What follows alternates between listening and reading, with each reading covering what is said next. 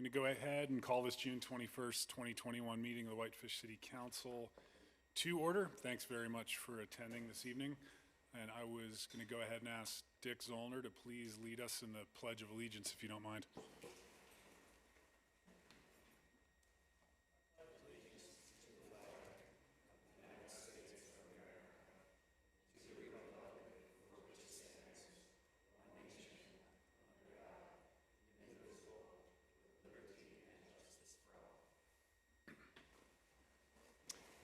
Thanks very much, Dick. We'll move on to item 3 of our agenda, which is communications from the public. If you are here to provide public comment on item 6A of our agenda, which is the consideration of our extension of services plan, which I imagine most of you are here for, just please wait until I call that public hearing and then we can take your comments then. But if there's anything else you'd like to bring to the attention of the council now, this would be your opportunity, and just your name and the record for, or name and address for the record, please. Any public comment? On the back table, sir. Mary. Good evening. Mary Flowers, Citizens for a Better Flathead. Our office is in Kalispell at 135 South Main.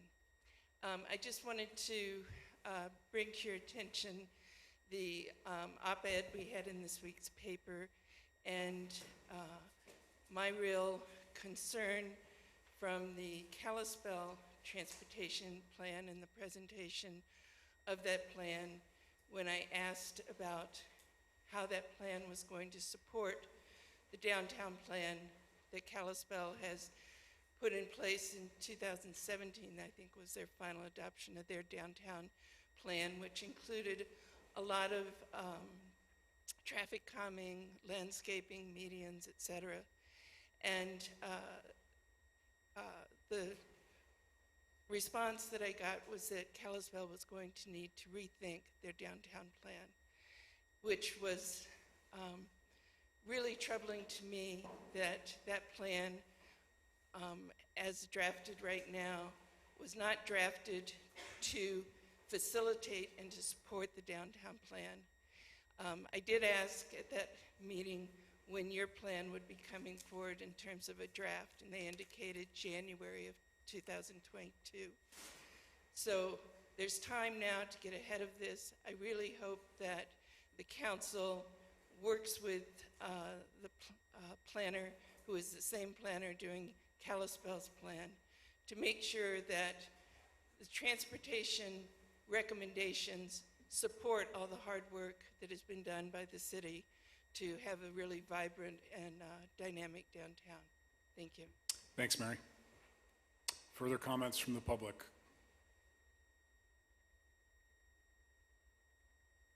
I'm Paul McCann. I live at 340 Summers Avenue, Whitefish here. And I'm here for the other matter, but also there's a little parking issue that I thought I brought up.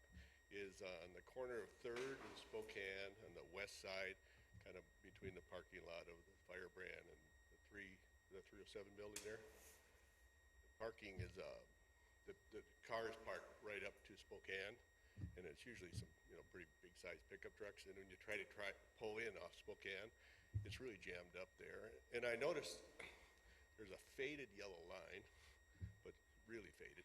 So I suppose nobody pays attention to that. But if somebody could look into whether there's a little bit of a egress-ingress issue coming from Spokane onto the street there, it's really tight.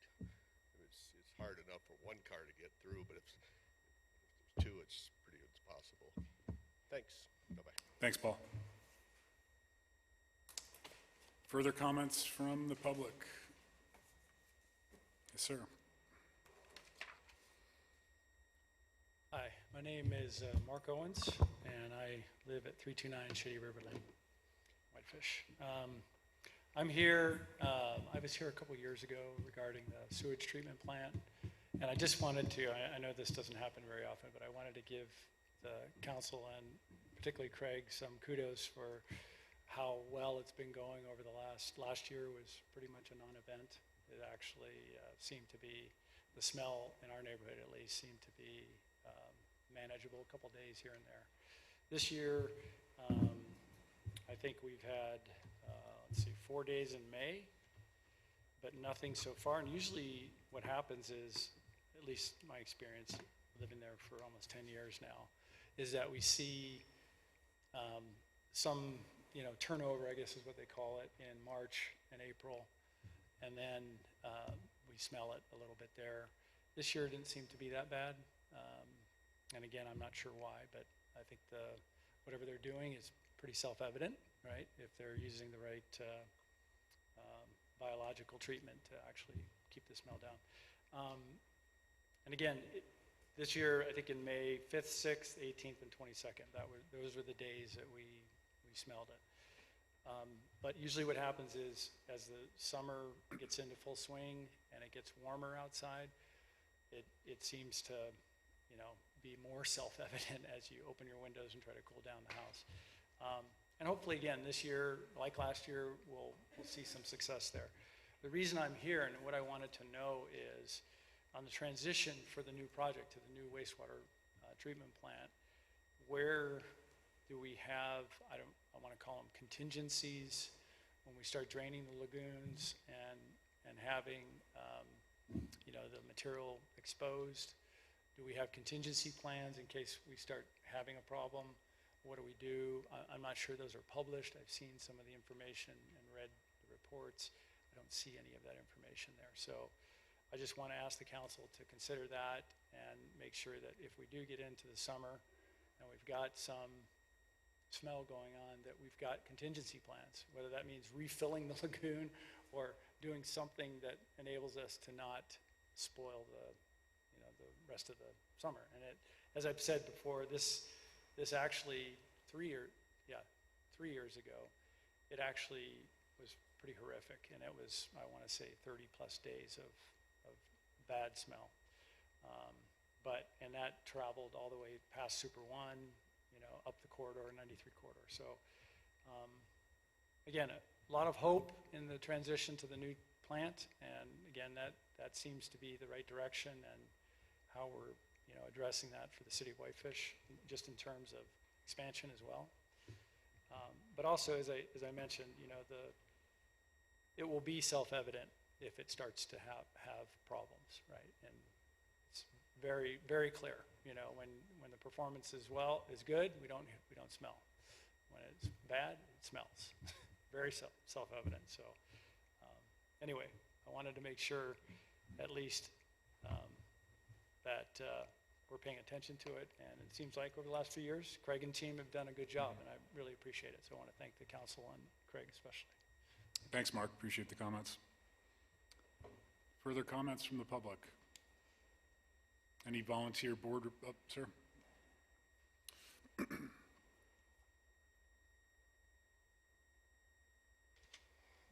Hello, Council. Joe Courtney, resident of Whitefish.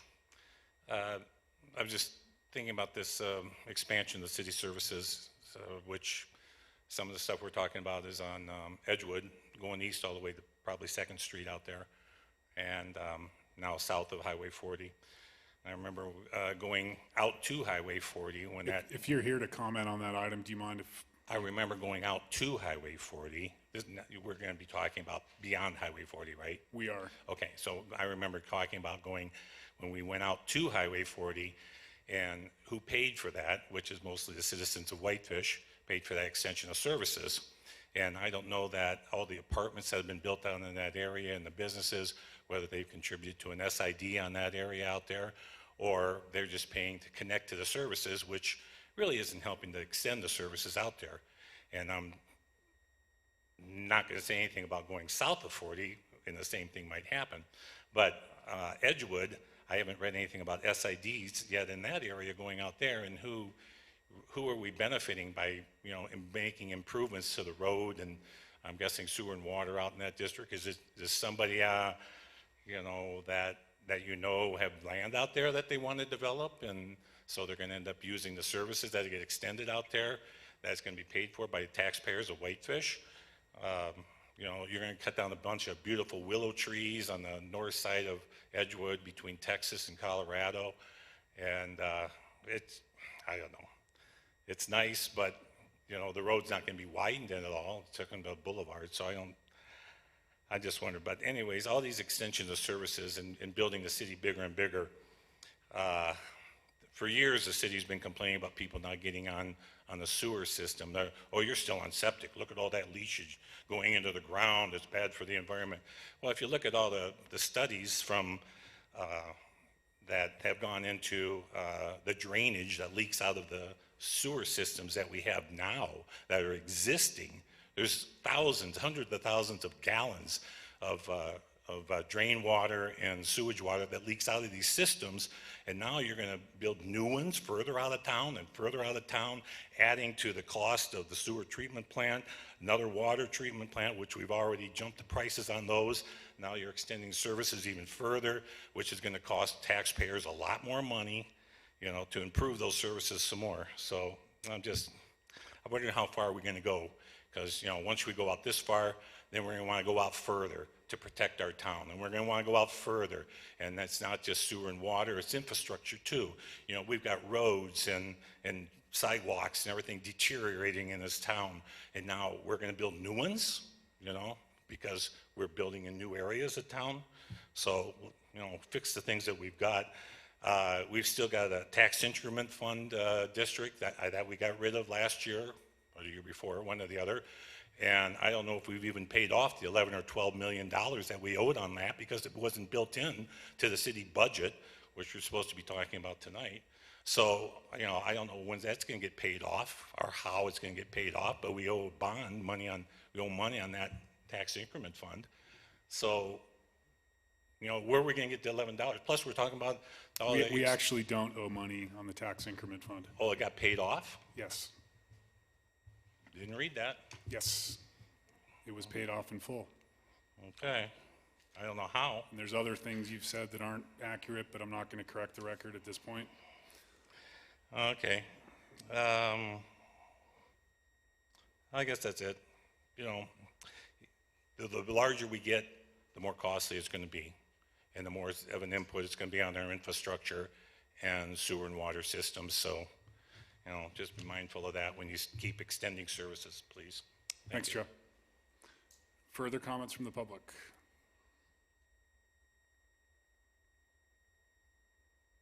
Hi, my name's Greg Strong, 320 Minnesota in Whitefish. I appreciate you guys giving another month to try and get input in, because it's obviously, this is to me and you guys, it's an important issue as far as how we handle annexation going forward. Sir, if you're here to talk on that agenda item, if you don't mind, I'll call that public hearing in a few minutes, and then we'll open it up to a new public That's comment my period. bad. Thank you. Thanks, Greg. Further public comment tonight? Not seeing any. I'll turn it back to the council. Any volunteer board? Oh, didn't see you there, sir.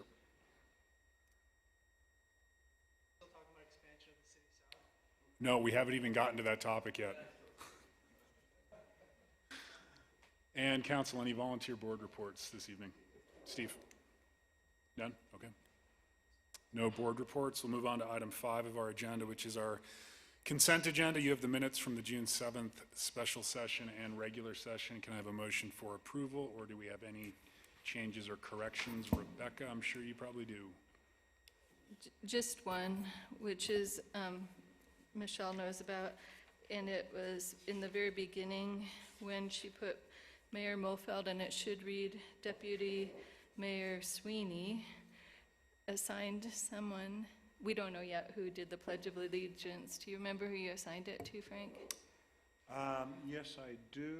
I and couldn't it remember. was- Well, we'll figure it out. I can give you that name as soon as it comes back to my brain, but yes, I do. Yeah, Or check the audio. Yeah. yeah. That's the only thing I saw. Thank you. Thanks, Rebecca. Can I have a motion, please, to that effect with that correction? Yeah, make a motion to accept the consent agenda with the corrected minutes. Is there a second to the motion? Second.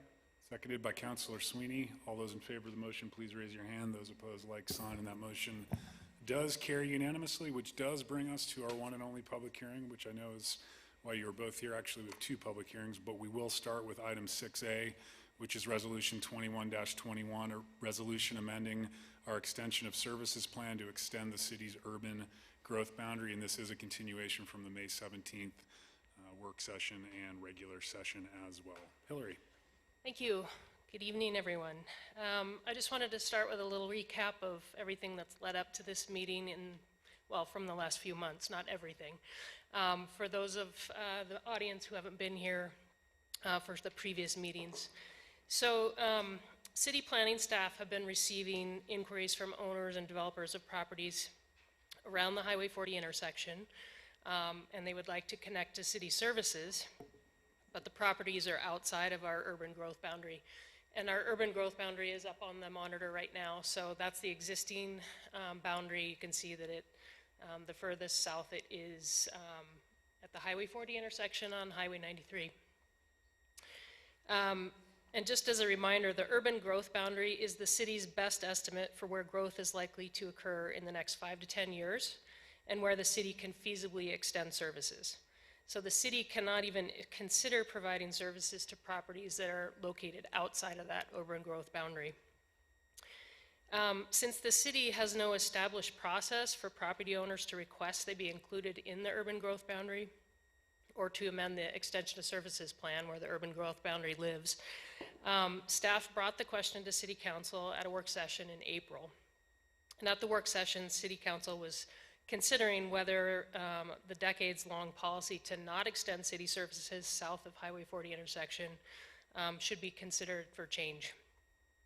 As part of the discussion at the work session, the planning director presented a summary of pros and cons of revising the location of the urban growth boundary. He outlined the potential for conditional or transitional zoning that could be applied to commercial properties that annex into the city in the future. And he provided an excerpt of a potential transitional business district zone from the draft Highway 93 South Corridor Plan. And these materials were included in the packet for both the public to review and just as a refresher for you all. At the conclusion of the work session, Council requested staff prepare a draft amendment to the Extension of Services Plan and present it for discussion purposes at the next public hearing and to receive public feedback. So at the May 17th City Council hearing, staff presented an amended plan with a revised urban growth boundary located at Blanchard Lake Road intersection, which is south of the Highway 40 intersection on Highway 93. At the City Council meeting, 6 people spoke at the hearing. They requested more time be devoted to understanding the implications of changing the southern extent of the urban growth boundary, suggested limiting the urban growth boundaries to just those properties immediately adjacent to the intersection, the Highway 40 intersection, and alternatively extending it all the way to Happy Valley. So we kind of had some extremes there. There was a comment about a finding in the staff report regarding the consistency with the growth policy. There was a suggestion to improve the WB2 zoning district before considering using it anywhere else. There was a suggestion to use Kalispell as an example for their annexation policy and their planned unit development tool. And one potential developer noted it's a free-for-all for properties developed in the county, and it would be better for the community if properties annexed into the city developed with city oversight. So at that meeting, council postponed action on adopting the update to the extension of services plan and kept the public hearing open to allow more time for the public to comment at today's meeting. Mayor also asked staff to provide some additional information, and I included that information in the supplemental information document that's part of your packet. So I'll just go through that really quickly. There was a question about Kalispell's extension of services plan and their annexation policy. And the Kalispell extension of services plan is almost verbatim, just like the Whitefish extension of services plan with the, changing out of place names and that sort of thing. It's pretty clear that one or the other copied the other or used it as a template or used the same template, but it's essentially the same document, although ours has been updated more recently. Kalispell does have a separate annexation policy. It's an appendix to their 2017 growth policy, and it includes their urban growth boundary map and text. So it provides guidance on how to interpret the urban growth boundary and what types of procedures you have to follow to come into the city. And staff also reviewed standalone annexation policies for Missoula, Bozeman, and Billings. Pretty much these policy documents are intended to guide city council decisions regarding annexations and provide easy to understand information to the public. So in that sense, I think there's a lot of merit in having a standalone annexation policy that's easier for the public to understand.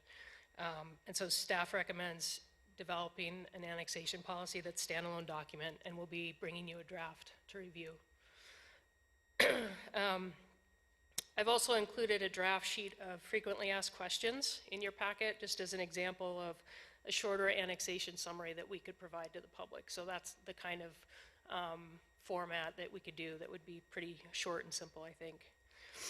There was also a question about how services were extended to the Silverbrook Estates north of Kalispell. And the developer of Silverbrook Estates paid for that extension, and the city of Kalispell did not pay for it at all and would not be able to pay for it.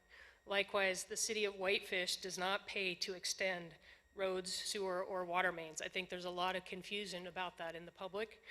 And right now, as it stands, our policy is the developer or the landowner requesting services is responsible for designing and constructing the extension to cities, and it has to be to city standards. So once the facility or the infrastructure is completed or constructed, the city would then accept ownership and take over maintenance of that public infrastructure. So just wanted to clarify that.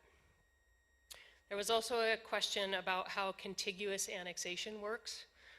So the Montana Code annotated has two different ways that the city can initiate annexation. The other one is whether, when a property is wholly surrounded by the city can initiate annexation of that property. But when contiguous annexation, the property just has to be contiguous to the city limits. The city is really unlikely to initiate this type of annexation because if more than 50% of the property owners are opposed to it, then they can block the annexation. And so there would be no point if those people did not want to be annexed to try to annex them. Another question came up about the health department regulations for when connecting to municipal sewer services is required. And basically when an owner applies for a septic permit, the department will deny the permit if a municipal sewer system is readily available within 200 feet of the property line. It may not be considered readily available if the cost to connect is 3 times or greater than the cost to install an on-site system.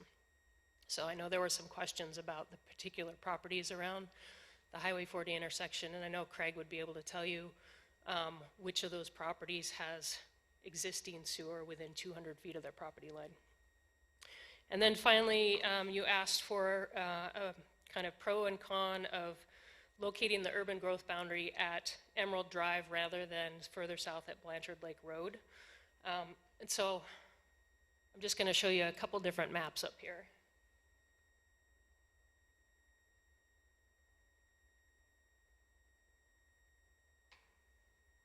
Need a mouse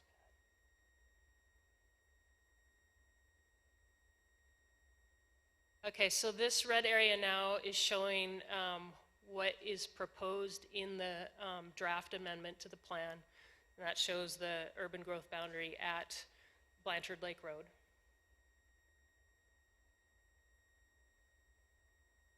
And then this shows what the boundary would look like at Emerald Drive. And you'll see that it doesn't quite go as far to the east to meet up with that curve in Highway 40. That's because the urban growth boundary really should follow existing property lines because that's tied to meet and bounds. And this is just a drawing on a piece of paper, basically. So we need it to be tied to something physically that's been surveyed. And so one of the disadvantages is that we wouldn't include the property to the east. There's some pretty large parcels there that right now are suburban agricultural with 10-acre parcels. But they're directly across from some pretty high-density housing in the lakes area.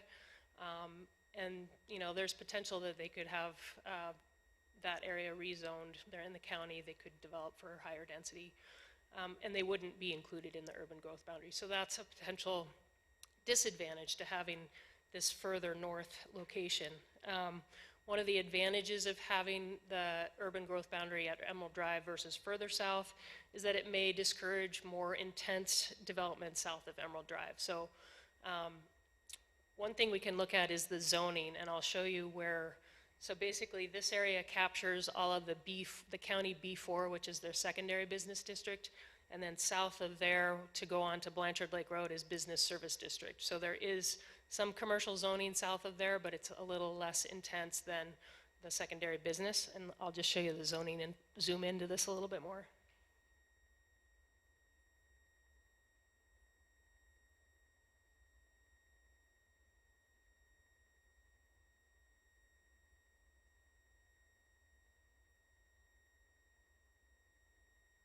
Okay, so you can see that top kind of square area just south of the intersection is the B4, that's the secondary business district. And then the strips along the highway south of there are business service district.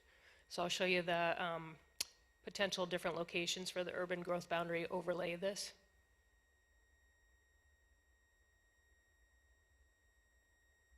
The color's a little wonky with the zoning overlaid, but you can see that at Blanchard Lake Road, you would capture the residential area to the east as well as at least half of the business service district.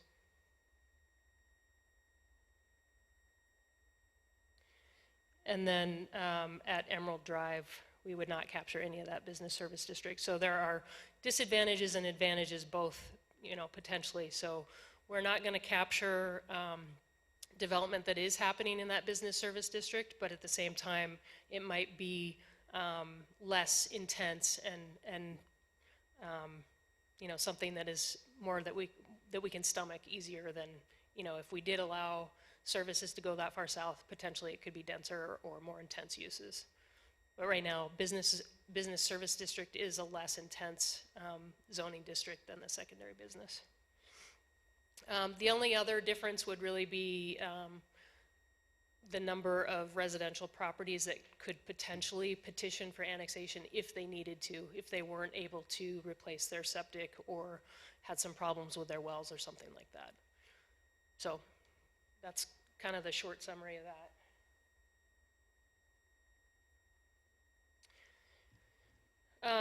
Staff does recommend establishing the urban growth boundary at Blanchard Lake Road if the decision is made to revise it.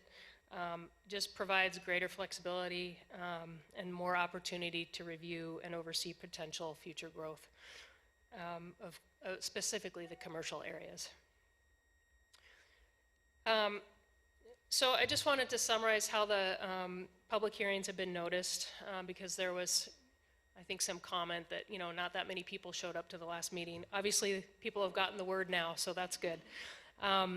A legal notice was published in the Whitefish pilot on May 12th before the May 17th public hearing, and a legal notice was published June 9th and June 16th before today's hearing. Press releases were issued May 7th and June 4th with articles appearing in the pilot on May 12th, June 9th, and June 16th, and at least one article was also published in the Daily Interlake. Following the May council meeting, we received 3 comment letters which were included in the packet. One of the letters asked for clarification on the proposed amendment, and the other 2 were against being annexed. I sent additional information to all of those people. And then another 6 letters were received in the last few days, and Michelle has provided a copy of those to you today, I believe. We also revised the staff report following the May meeting to better address some of the confusion and questions that have come up through the public process. Regarding one comment about consistency with the growth policy, the growth policy certainly describes how there's little support for additional commercial development in the Highway 93 South Corridor, and it said that commercial growth there will continue to be discouraged by the city, but there is no specific policy or goal stating that the urban growth boundary or the city services will not be extended south of the Highway 40 intersection. And additionally, circumstances south of Highway 40 have changed since the growth policy was developed and adopted in 2007. 2017, that area is now zoned for commercial use, and commercial development is proceeding regardless of what the city or its residents prefer. Amending the extension of services plan and revising the urban growth boundary may bring some of those commercial properties into the jurisdiction of the city, so when they do develop, they are more likely to do so with oversight of the city. In conclusion, the staff report found that the 2021 amended extension of services plan is a long-range plan for the extension of services and the acquisition of properties outside the city of Whitefish limits, and it meets the requirements of the Montana Code annotated for contents of plan for extension of services. Staff recommends City Council approve the findings of fact and adopt the extension of services plan with any necessary modifications. I'd be happy to answer questions or show you more cool maps. If you have any anything specific you want to see, we can zoom around and look at different things. Great, thanks, Hillary. We'll start with Steve and then Rebecca with questions. Thanks, Hillary. I appreciate your work on this. I want you to help me clear up some of the misconceptions about what's happening here tonight. First of all, are we annexing any properties with this resolution if it passes tonight? No, we are not. Okay, so nobody in this area would fit under our zoning regulations or anything if we adopt this resolution tonight? That's correct. Okay.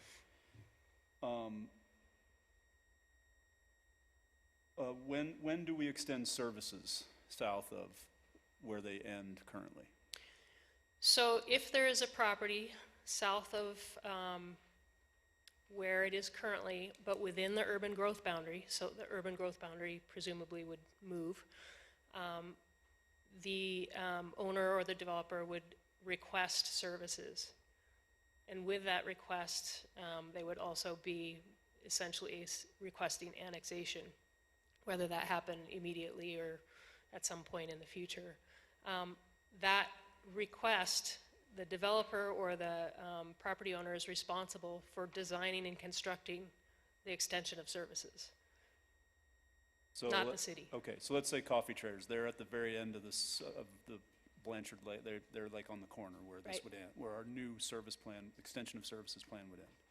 If they decide they want to be annexed into the city, they would have to pay to extend the services all the way down, and the city wouldn't have to pay for any of it. That's right. The city would then take up the maintenance of it after it's dedicated to back to the city once they build it. Yep. It's built to city standards, and it's accepted. Basically, the city is inspecting it to make sure it meets the standards.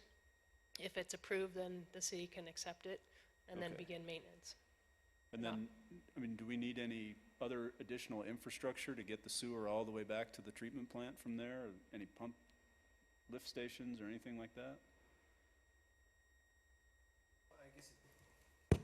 Oh, I'm on now.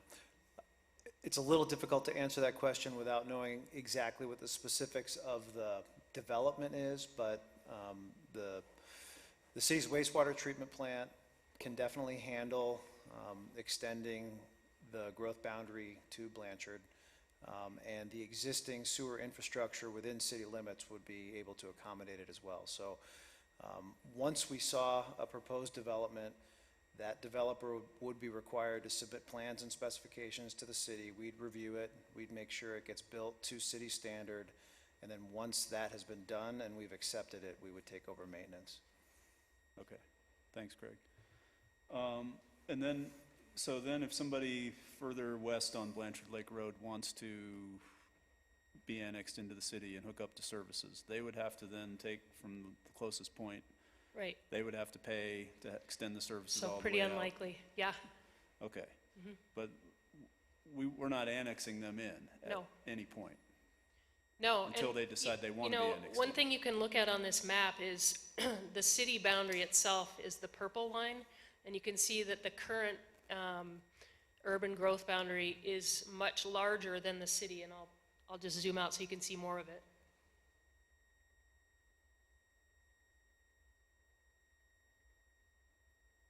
So it's a little bit of a stretch here to reach my mouse. Okay, so where my cursor is right now, on the east side of town, that's the city property line, or city limits, sorry. So all of this area out here is within the urban growth boundary. So really the only place in the city that we match the city limits with the urban growth boundary is on this southern extent. You can see over to the west here, this is city limits, is this line. Urban growth boundary is out here. So there are large, I guess there's a little bit right here that matches, but there's large areas between city limits and the urban growth boundary. We're not aiming to annex those places, but those are places we expect growth and that we can feasibly extend services to. So there's lots of property already in the urban growth boundary that's not in the city limits? That's right. Okay. And then the other question I have is, what is our equivalent zoning to the business service district? Because if, potentially, if a bunch of these businesses along want to annex, because those are the people that kind of brought this up, and they're in the business service district, when they come in, eventually they're gonna, usually what we do is match the zoning the best we can. What is our? Usually, but we don't have to. So we've had some discussions about developing a new transitional zoning district as part of the Highway 93 corridor plan. Obviously, that's not adopted yet, but that's in the works. We've also talked about, the use of conditional zoning or the other thing to remember is that our equivalent secondary business zoning has changed since the county assigned that zone to the area south of the Highway 40 intersection. So we've taken out a lot of uses already. Okay. And so if we just did the straight across, now you're going to be RWB2, which is our secondary business district. That's a little bit more restrictive than the county's B4, even though they're essentially the same. Okay. But like we've moved the hotels into conditional uses, we've moved auto sales and that sort of thing into a conditional use rather than in the county right now, that's a permitted use. Okay. And then, if by some reason the boat place wants to annex into the city, we would then be able to regulate the kinds of signs they have, the kinds of landscaping they have, those kind of things. Is that correct? Yeah, I mean, they would be under our jurisdiction, Okay, but they'd have to meet our zoning requirements, correct?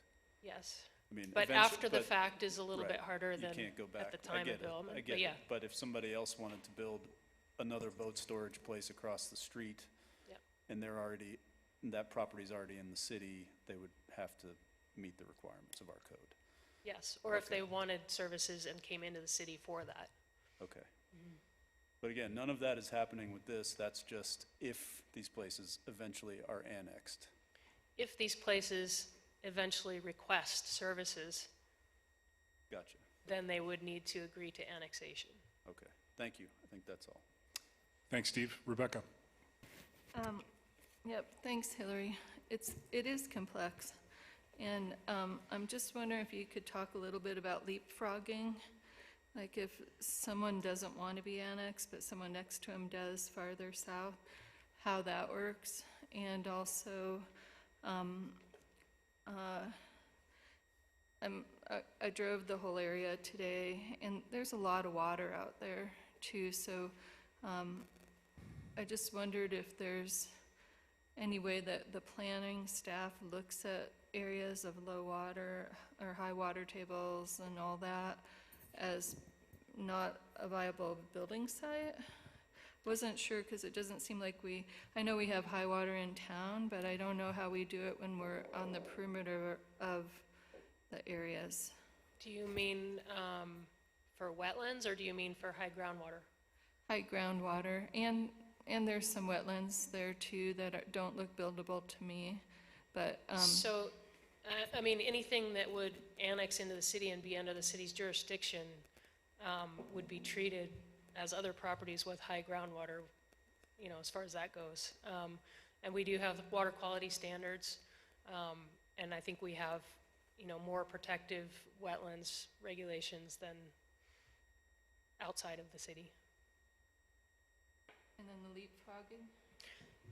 Yeah, I'm not sure exactly what part of that you're wondering about. So if a property is not directly adjacent to the city, but they want to be receiving services and they agree to annexation, so they'd be further down the highway. Is that what you mean? And you're wondering about the property in between?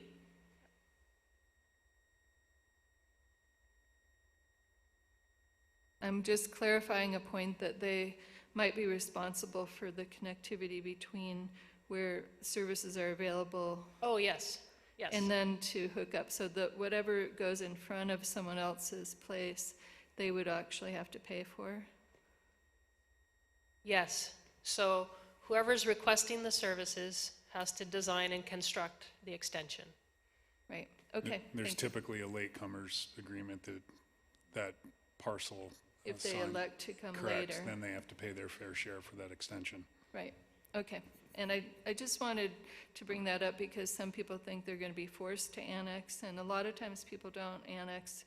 So there's ways of looking at each individual parcel and what they might find beneficial to them instead of mandating anything. Right. Further questions for Hillary? Ben? Could you refresh my memory on what types of development are currently allowed under B4, the most intensive kinds? Basically, the county used our B2, WB2 as a template. And I mean, granted, that was 4 years ago. So like I said, in the last few years, we've changed what are some of the conditional versus permitted uses. So automobile sales and service, hotels, gas stations, pretty much everything that we used to allow by right in our section of secondary business is allowed in the county. Could you build a Walmart on that property right now? In the county? Yeah. I suppose you could, but I don't think there's the density of people quite yet. But yeah, I don't think the county has any restrictions on big box stores. Sure. Yeah. And you can build a hotel as well. And a hotel, yes. Thank you. Further questions for Hillary? Not seeing any. We did advertise for a public hearing on item 6A of our agenda, and we'll hold that public hearing now. Just to have respect for everyone that does want to speak tonight, if you could please limit your comments to about 3 minutes, we'd certainly appreciate it so we can continue running an efficient meeting and hear from everyone that would like to participate. So with that said, first come, first serve, and for the record, your name and address, please.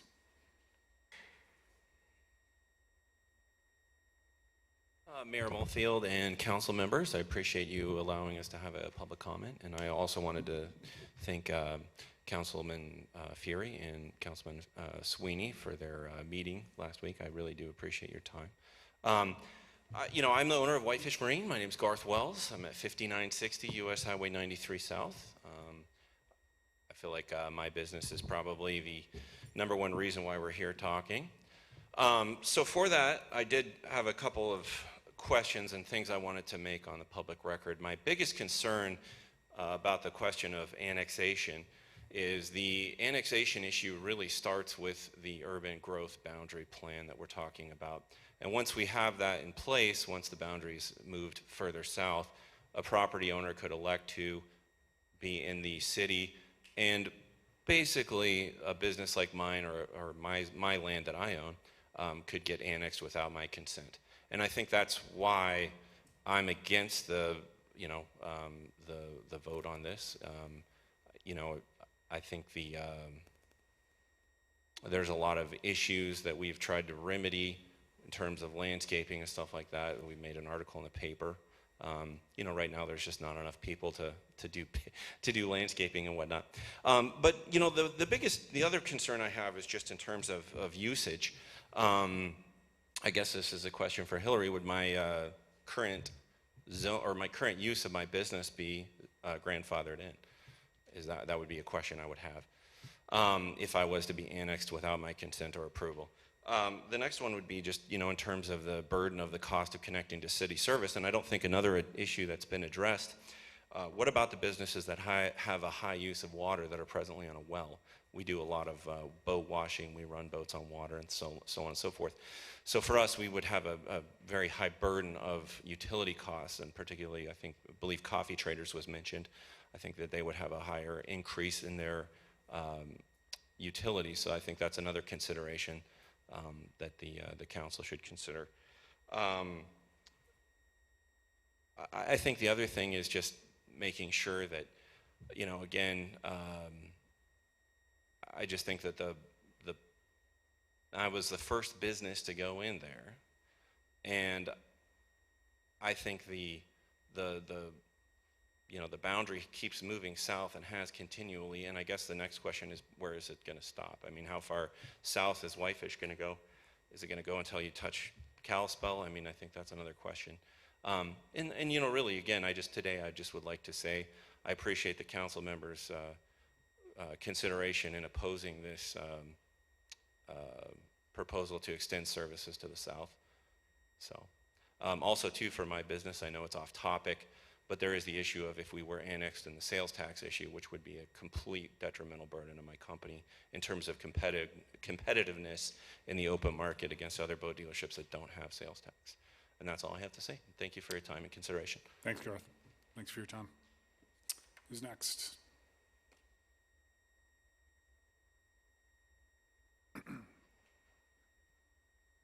Hello, my name is Kyle Hansen. I'm the owner of 406 Pharmacy. We're at 5895 Highway 93 South. We're just south of Emerald Drive. I guess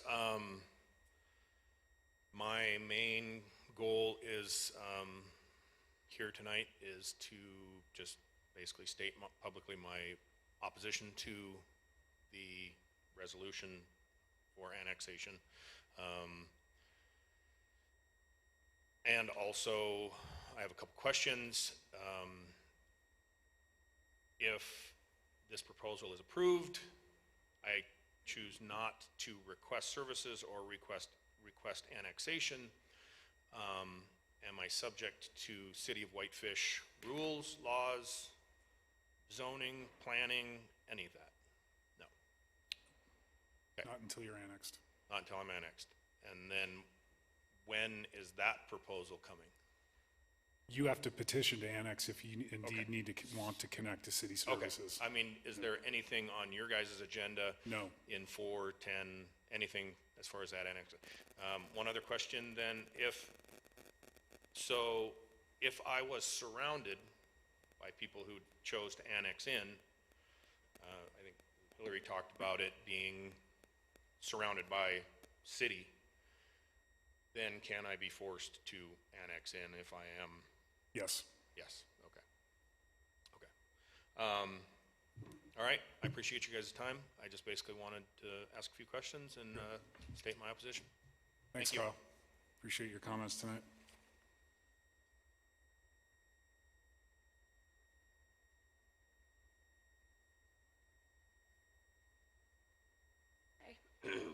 I'm Nicole Hansen, Kyle Hansen's wife.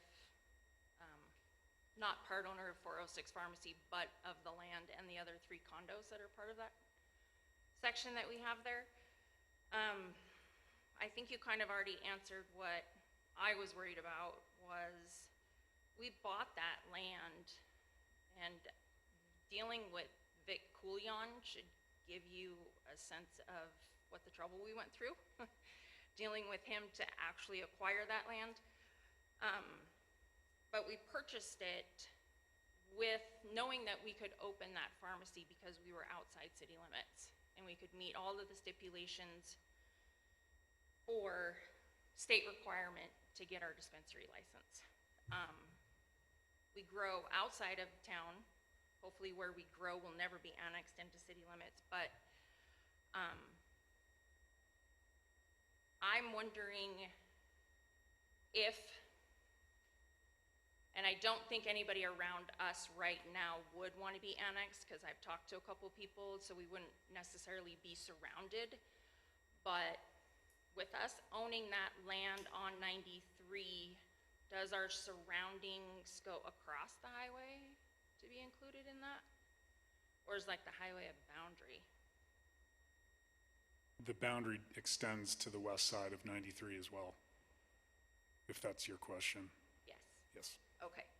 So say we're applying, of course, in October to have a rec license to be able to sell with our medicinal.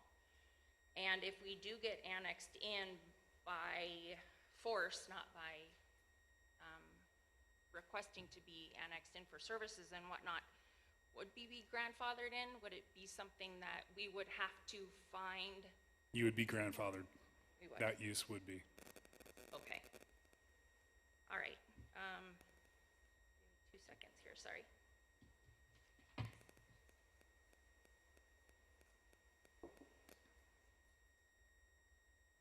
I mean, we're not opposed to changing the outside look of our buildings or adhering to other things so we stay inviting in the corridor or whatnot. It's just, we bought the land with the intention of being able to do what we wanted, and we were approved by the state, and then I guess maybe we don't have much to worry about for now. Thank you for your time. Thanks, Nicole.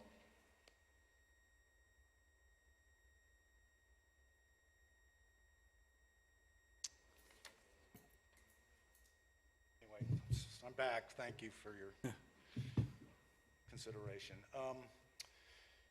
Again, I appreciate you guys giving us more time and actually opening it up to come in. It's an important issue for all of us and how we move forward with annexation. And so I kind of have an... Name and address, please, just for the record. Pardon me. Greg Strong, Thanks. 320 Minnesota, Whitefish. And so I've obviously written you letters before, but again, coming in personally, I really wanted to talk about something because it's important to me. So generally, south of 40, I'm against any commercial kind of annexation. I think it's ineffective. I think there's limited upside to the city. I think it's mostly developed, and frankly, I don't even think it's that unsightly.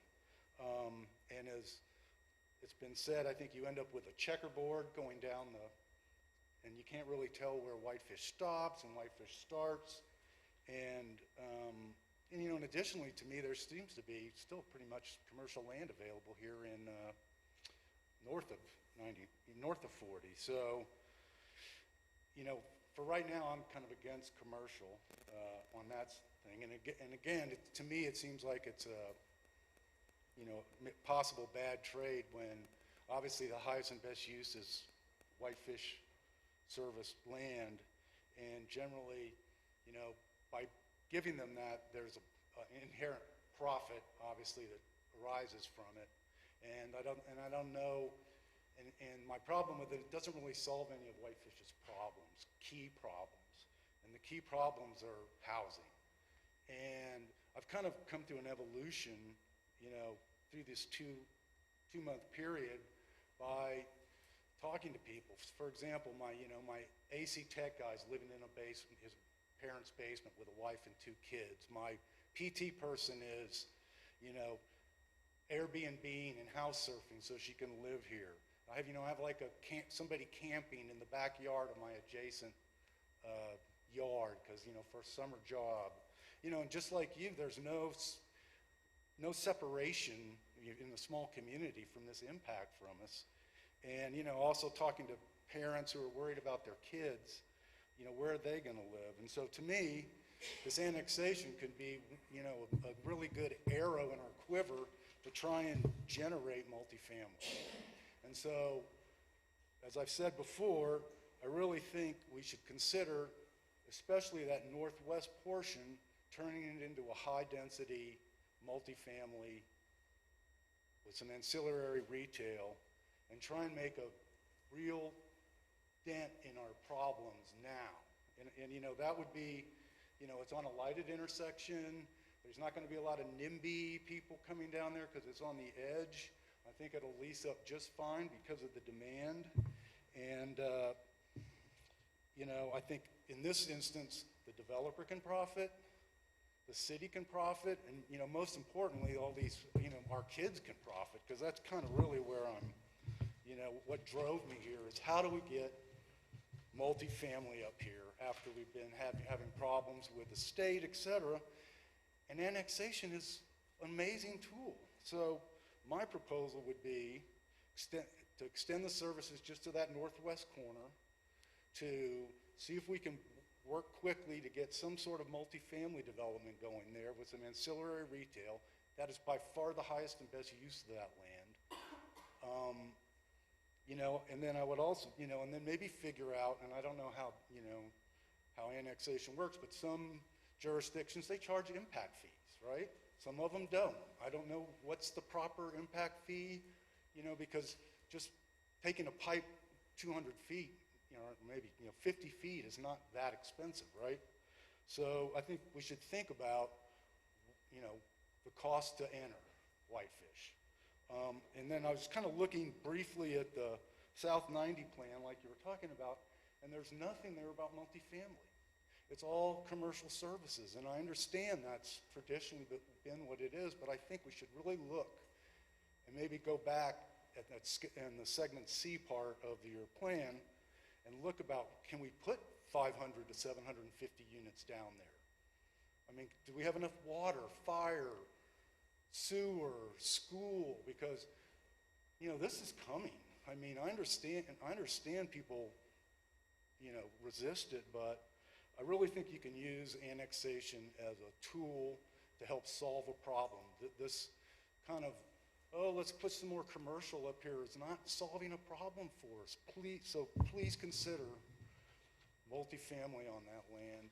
I really think it can work and make a real difference to our community. So thank you very much. Thanks, Greg. Oops. Janice McCann at 340 Summers Avenue. I came to the meeting after following a lot of this, not really knowing how I felt, but I felt like the last speaker's presentation was very convincing to me as to why we shouldn't annex. And the thing that ran true to me, so many of my friends and people that I've heard seem to be up in arms about the appearance of a Whitefish Marine. And, oh my gosh, what is the entrance of our city looking like? And we need to have control over it. And that seems to be like a hot button for the public right now. And I don't think it's really a broad perspective. And I really don't think that annexing it, or not annexing it, excuse me, changing the growth policy plan, I'm not really certain that changing the growth policy plan is even going to cure that aesthetic problem that we have. Having a firm boundary that when you enter the city, it's different than where you left, that's fine. We're always going to have that. Even if we do extend services further down on 93, at some point we're going to have to deal with what we have now. That's not going to change. We're still going to have an area of county where county meets city, and we're going to have some issues with, is it pretty enough? I like the idea of revisiting the multifamily on the northwest corner and using that property more effectively, and just go ahead and just keep it, accept that we're going to have an issue with the county city line, and that Highway 40 is a good place to have it. It's a clear delineation, and look at some of the other areas for growth and control that also. And just as a side note, and I could very much be wrong with this, but just from previous meetings that I've gone to, isn't it true that we do have residential property that's receiving services that have never been annexed? Yes. And so that concerns me, because I don't feel like it's a hard rule like Hillary said it was, because in the past that has occurred and it's still present. Thanks, Janice.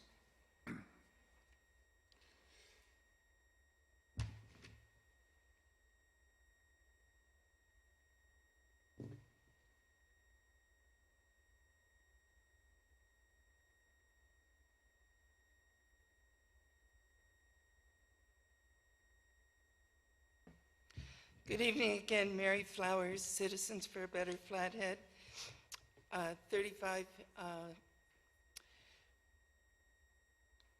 Main Street in Kalispell. I'm sorry, I do have some grass allergies, so if I need to cough or clear my throat, that's the issue going on for me, and I apologize for that. We sent out a notice yesterday afternoon to our email list to remind people about this meeting yesterday. And on a lark, I put together a survey.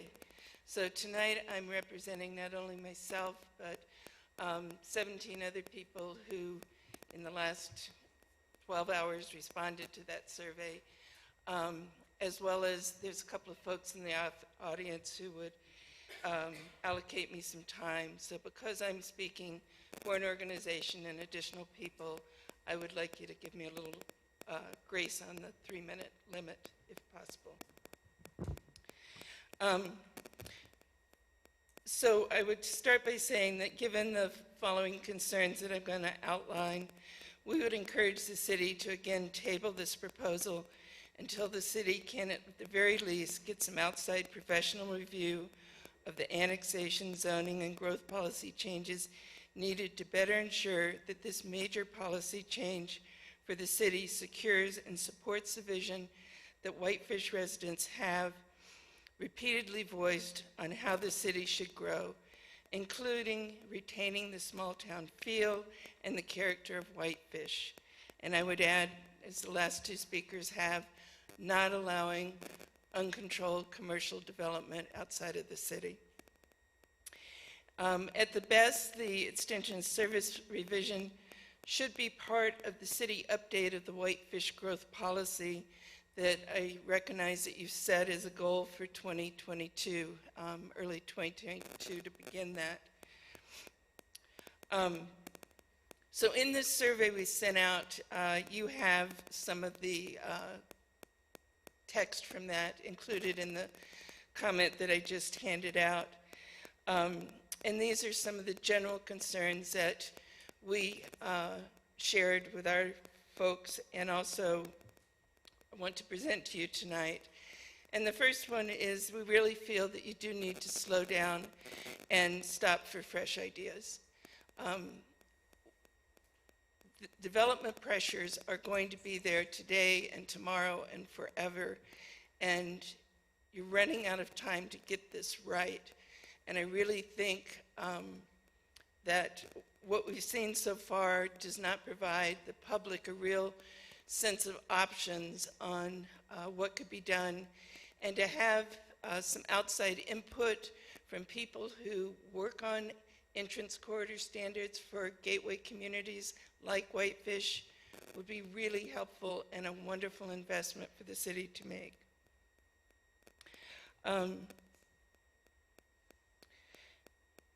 Build needed roads first. We recognize that the city has long had a policy that you don't build roads. You wait till the development comes and the developer extends the needed roads. You can go back into the 90s into some of the transportation plans, and all of those plans call for Baker and Whitefish Avenue to be extended. The current Whitefish Highway Corridor Plan, the transportation consultant on that, excuse me, noted that building those two roads would help relieve significantly the existing congestion on Highway 93. I really think it's time for the city to rethink your tools for building roads. You've been using your resort tax to help repair roads, but I think it's time to look at tools like impact fees, like bonding and having latecomer fees for developers who hook on later to roads. But I think you have to get ahead of the congestion on Highway 93.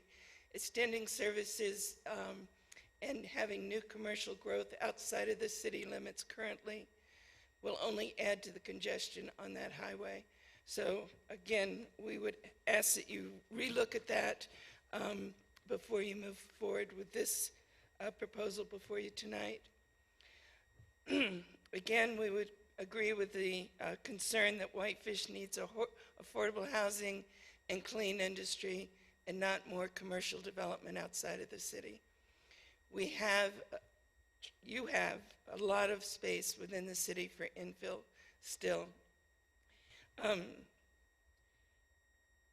You need housing, and that was a creative suggestion that came to you just now about just focusing on the area that might be appropriate for housing.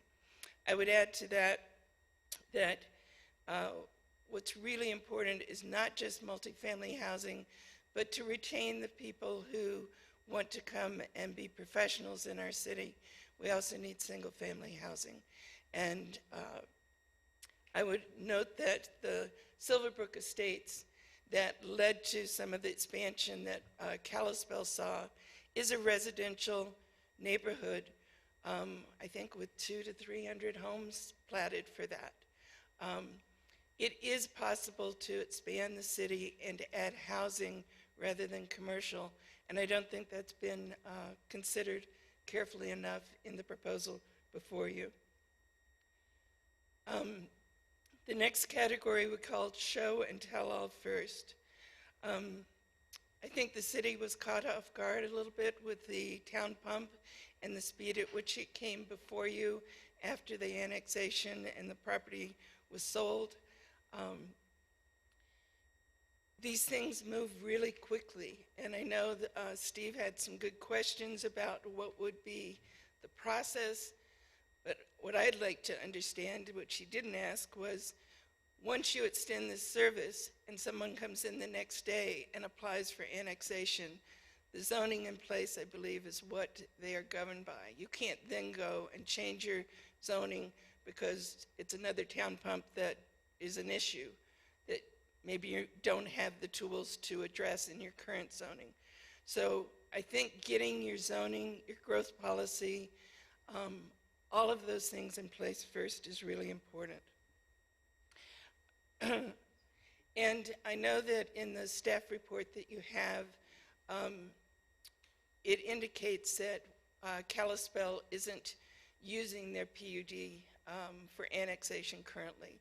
Well, I went back and looked at their growth policy, their zoning regulations, and I believe I copied some of those into these comments, but clearly that's still part of their zoning. It's clear part of their PUD requirements. It says that the placeholder PUD is for annexation.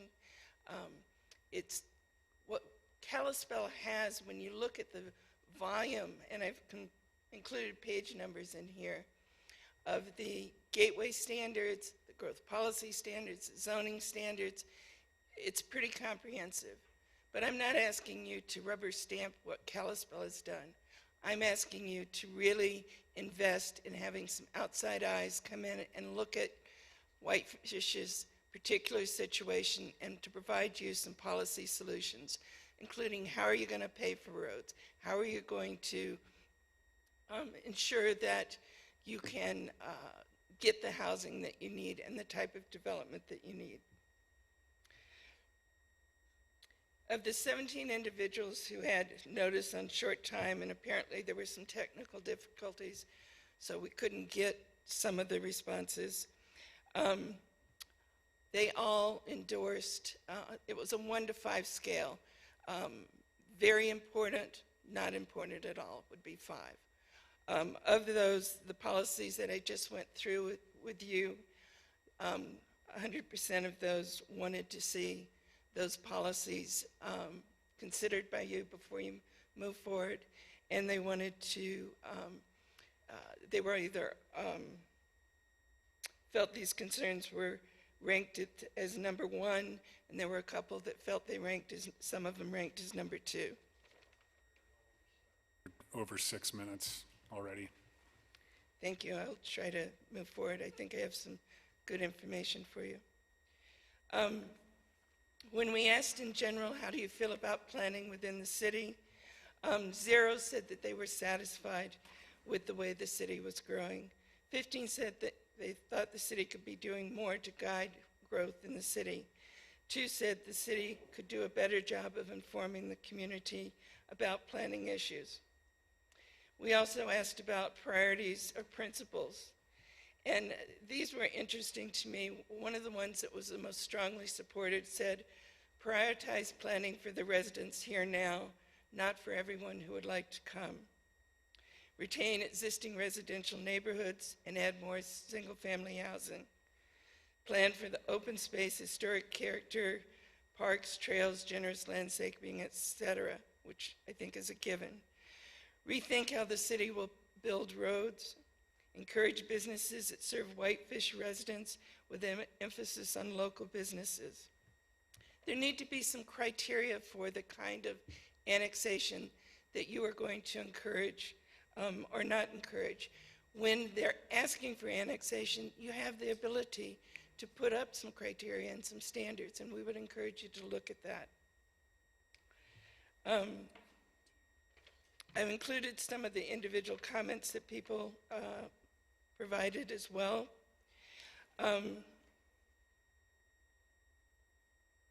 We remain concerned that Whitefish has inadequate policies in place that are needed within 1 day of your approving this change. We do not feel that the proposed conditional use zoning, which relies on a conditional use process, is effective as a PUD process. So the conditional zoning that is proposed for you really relies on a conditional use process within your zoning. We think that within the PUD standards, and we'd like you to get some professional input on this, that you can have more influence and the developers can have more flexibility to work with the city to meet your common goals. Finally, if you should move forward, we would urge you to only go to Emerald Drive. Secondly, we would suggest you give further thought to defining within that conditional use draft what recreational uses is, and limiting the definition to exclude high-intensity uses that require massive clearing like hillside rides, as are now being proposed just outside of Lakeside on the hillside above Flathead Lake, that neighbors there are working hard to stop because it requires a zone change. We think that the definition that allows for unlimited number of boats and similar equipment stored and displayed needs to be reviewed, as well as your permission for non-formula businesses, non-formula restaurants, bars, etc. If the counties, I would also end with two questions, which I don't think have been answered and were referred to, but I think it's important the public hear those, is what properties are currently within 200 feet of the city? Because if the property at Highway 40 is already within 200 feet, I think it's important to this discussion, and the public should have that in front of them to be able to comment.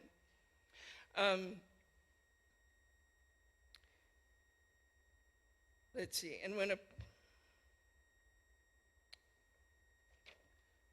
I think maybe it's just the one question I had, but I do encourage you and appreciate you giving me some extra time to table this tonight and to really respect the public's concern that we need to have some additional input.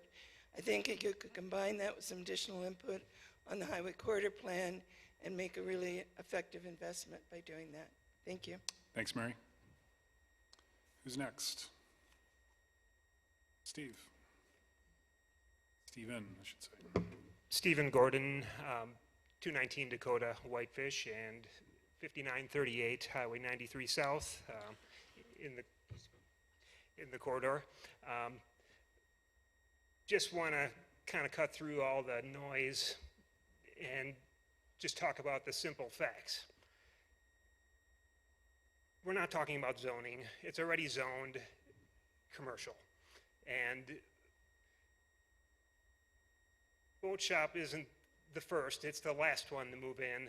And those of us out there who created the zoning requirements did so very mindfully to have plenty of green, setbacks, easements, making it look rural and looking good. First person, or one of the later people to come in, decided he could do anything he wants, and the county does not do a dang thing to stop him. In the process of building two now and growing parking lots, one of the neighbors now has property that's getting ruined by water that's used to fall into the trees there. And again, he has nothing he can do because the county pretends it doesn't have any authority to do anything.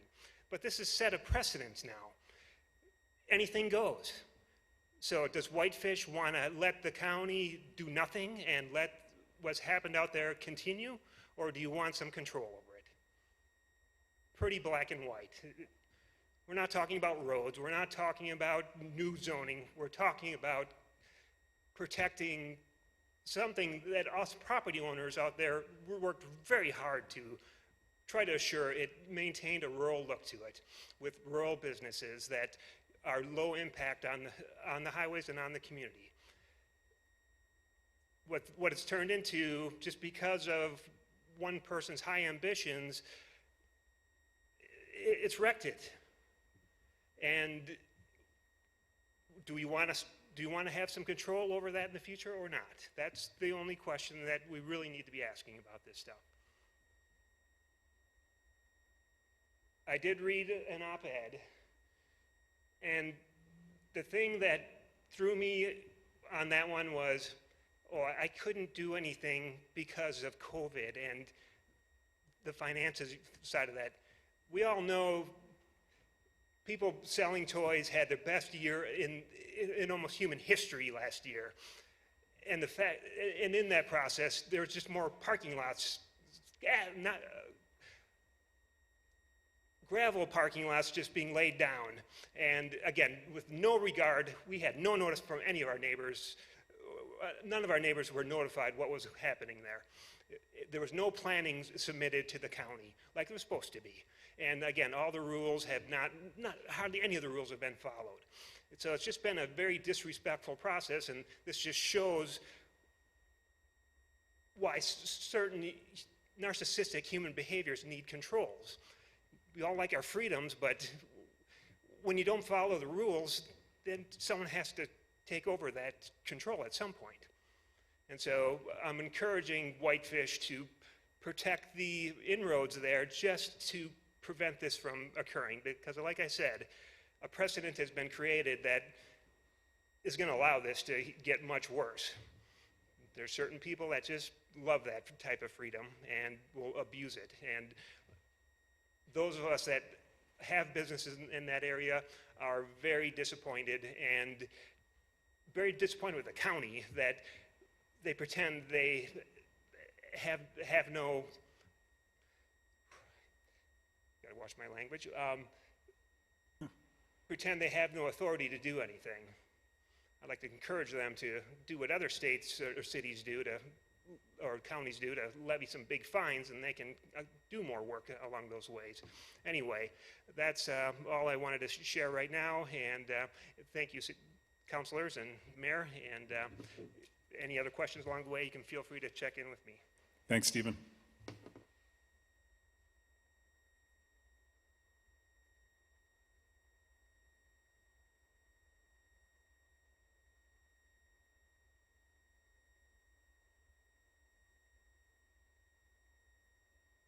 My name's Chris Gentry.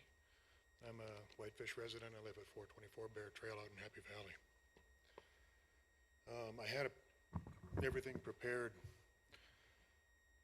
how the current boundary is not going to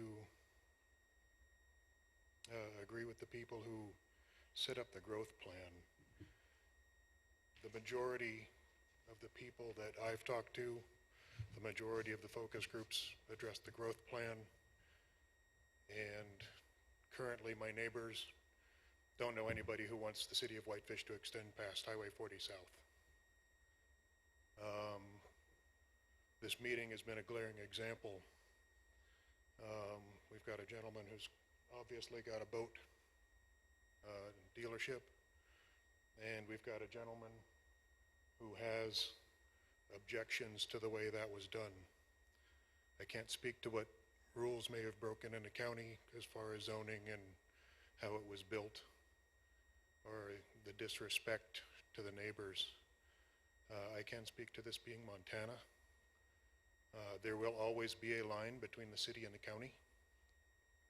The Montana way is in fact freedom, and it's simply a matter of labels as to who is the narcissist in building an ostentatious or less than desirable boat facility, or the person who thinks that person shouldn't be able to.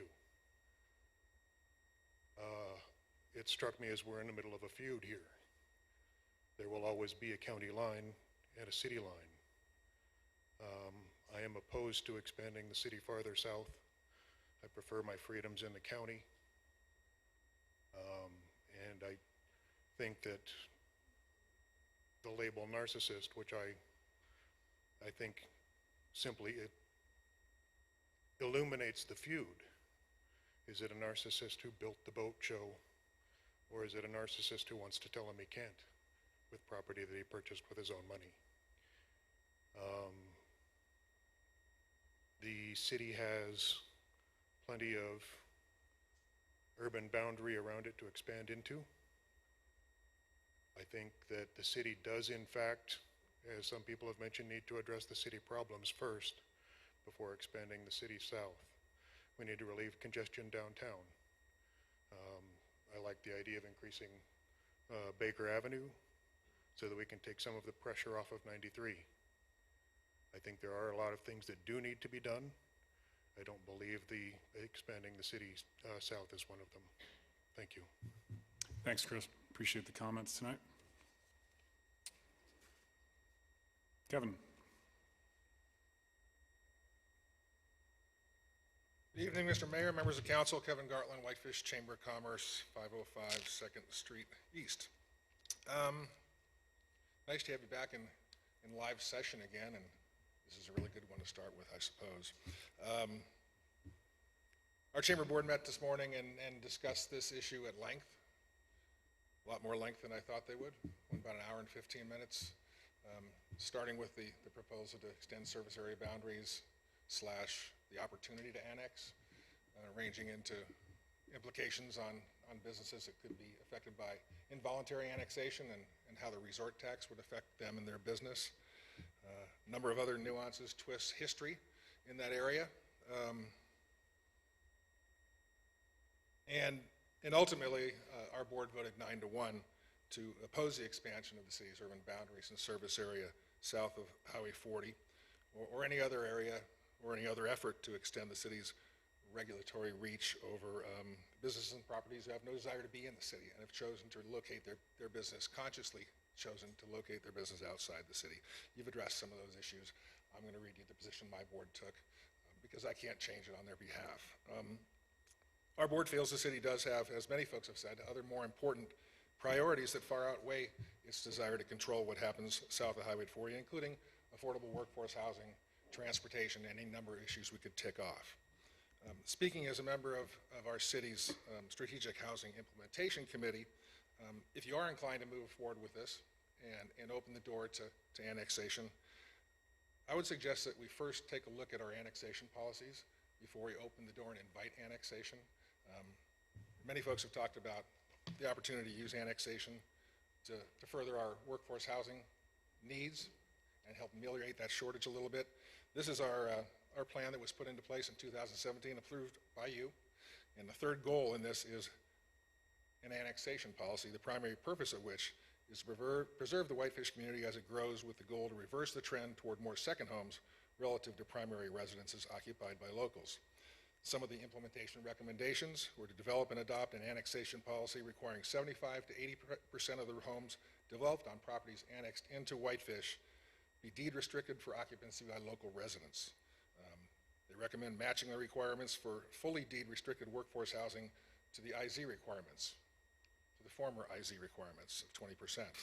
And that we use light deed restrictions on the portion of the homes between the IZ percentage and the 75 to 80% overall goal. This restriction would limit occupancy to residents, but not restrict income, employment, or price.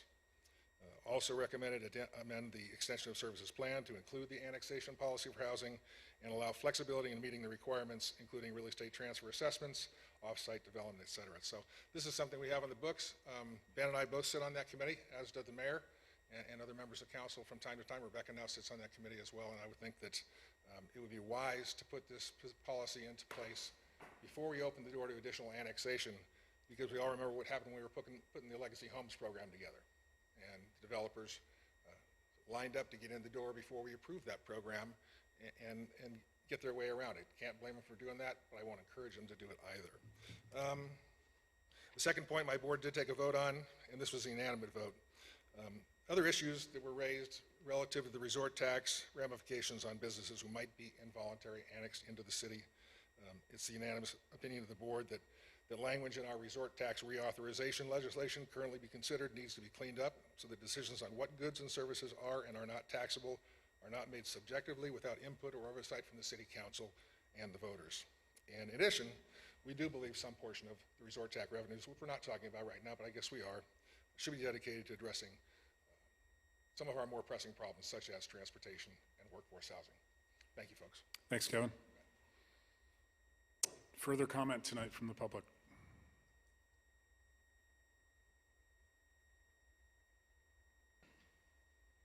Good evening.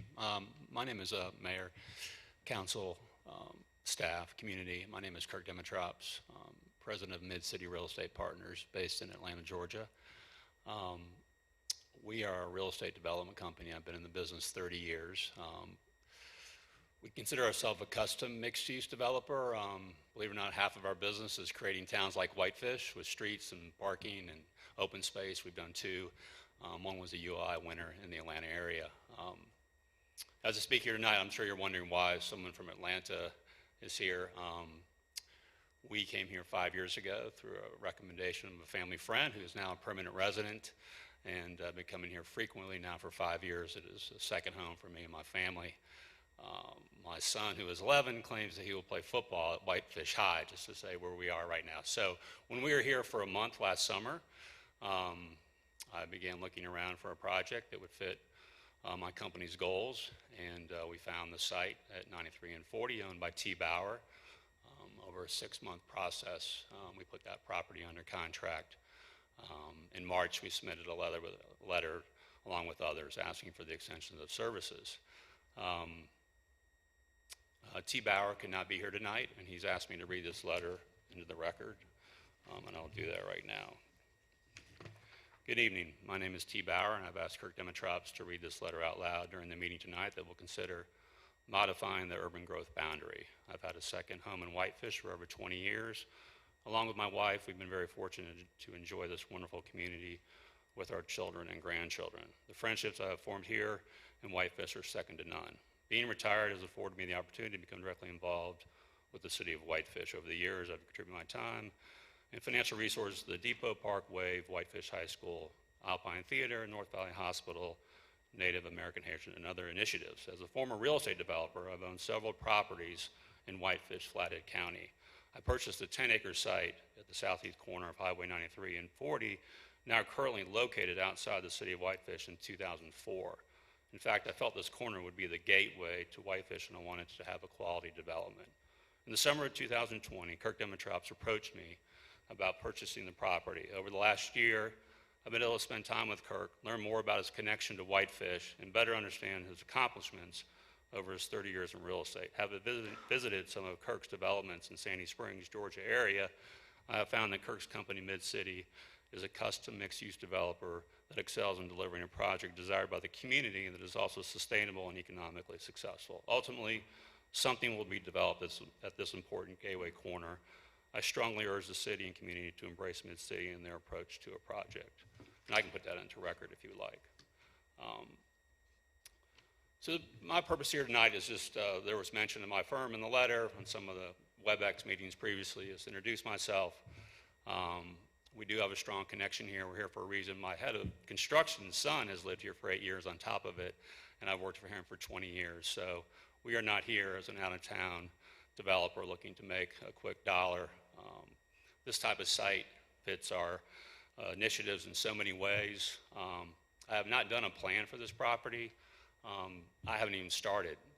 Once this first step, which is only a step of many steps, if it starts to get momentum in a certain direction, we would be meeting with the community, the staff again, anybody who wants to understand the sensitivities. I will say, which has been mentioned several times, what has changed in the last year, the housing change is phenomenal. These small towns, I lived in Vail in the 80s, and housing was a problem there for that town at that time.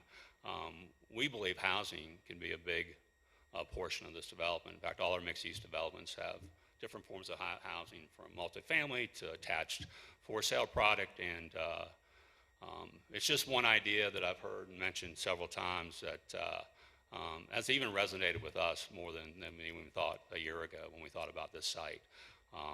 I believe that control is a better solution. I've asked T to allow me to approach the city instead of working with the county. So we believed in that, and he has given us some time to work with you to try to get this accomplished. Again, appreciate your time. Thank you very much. Thanks, Kirk. Would you like a copy of that letter? Sure. Yeah, just for the record, please. Thank you.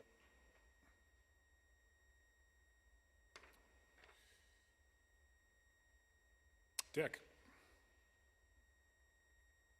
My name's Dick Zollner, 1365 Vorman, and I don't really have a dog in the fight on this. I live east of town, but I hate the word annexation. And I guess I had the privilege of riding horses years ago for an excellent horseman. He always said a horse needs to learn to wait, and so does a human. And I think it's a good time to listen to that, and I think council ought to wait on this and think this out. I think there's a lot of problems that lie ahead. We've seen it over the years.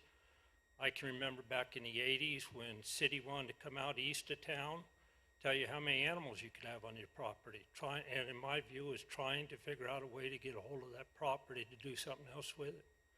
And so I think there's a lot of people in town that haven't showed up. Who knows why? Probably COVID has something to do with it, but this is always going to be there no matter what happens. If you wait 10 years, it will still be there, but try to get this one right. It's way too important to lose that. And a big commercial building couldn't go in without a sewer line. You know that, and everybody else knows it. So get it right, and don't have it be like the gas station out there and have everybody in town mad at it. So that's my take on it. Thanks. Thanks, Dick. Further comment tonight on this agenda item?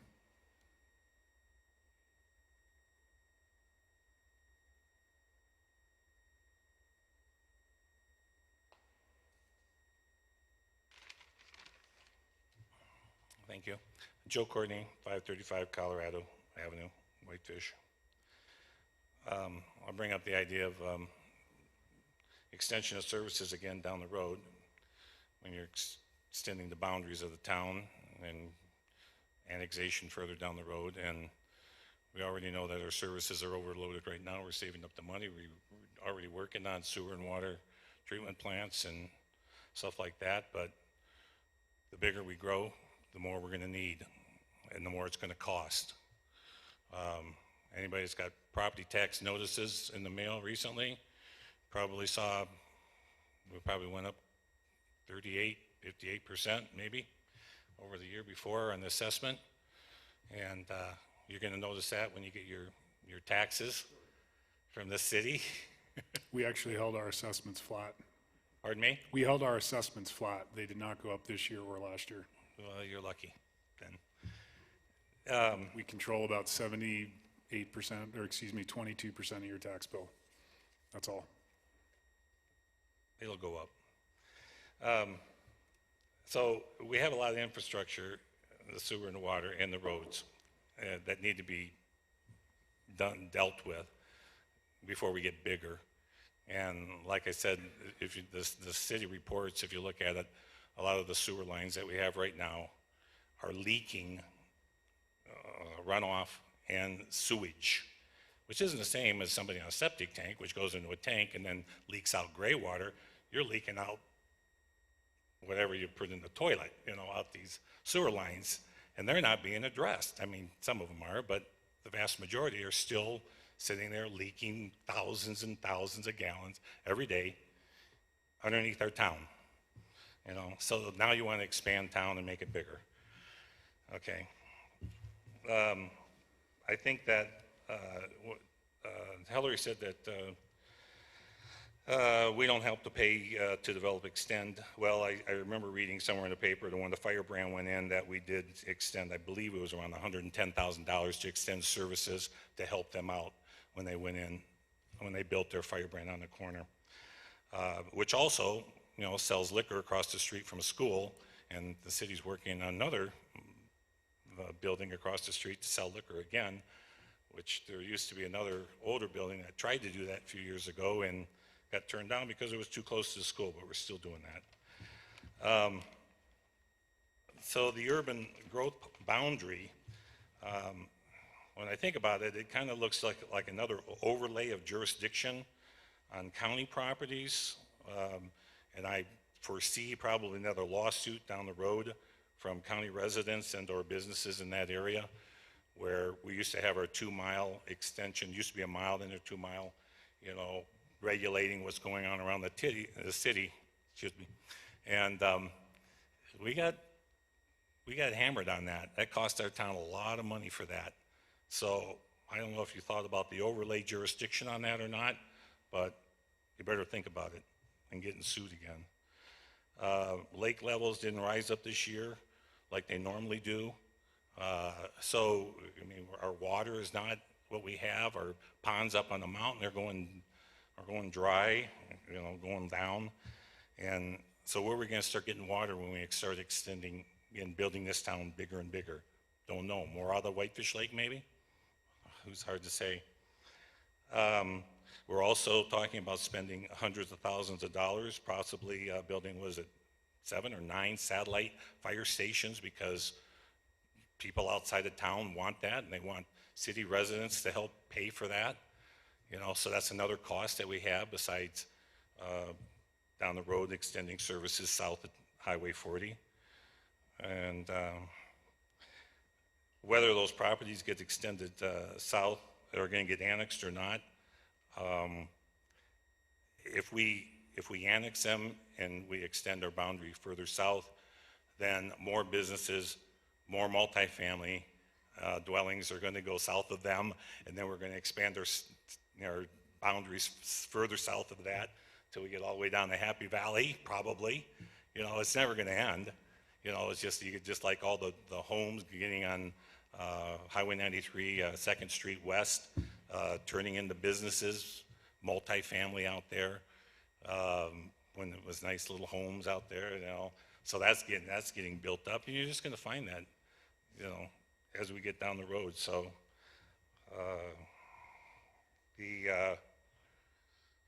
and then I'm just wondering which takes precedence here. The staff report's recommending approving this urban growth boundary, but the majority of public comments that I've heard are against doing that, albeit everybody that spoke out is not a city resident. So they have a say or not on this city proposal. So that's it. Thank you. Thanks, Joe.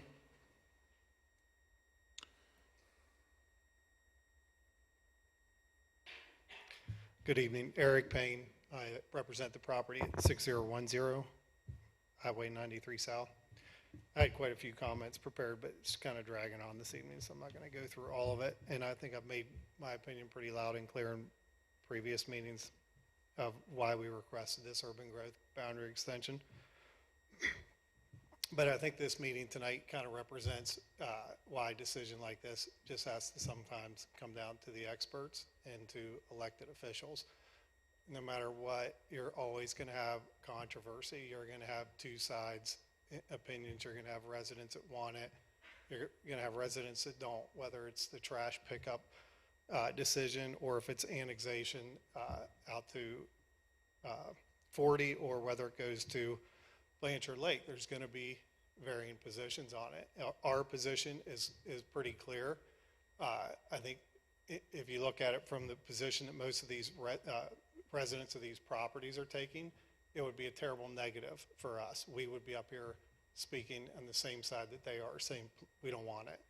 We're here looking at it from the better good of Whitefish, the community, not just the people that are sitting in this room or you guys, but future generations. What does everybody want this intersection to look like? This is the main junction into Whitefish. I was reading through some of the county documents today when they put this overlay zoning, highway overlay onto this B4 zoning and why they did it. And they were, years ago, 5 years ago, far before this recent boom, we're estimating traffic counts in excess of 20,000 a day coming through this intersection. That's a lot bigger than 17 people commenting on this subject that one person here mentioned tonight.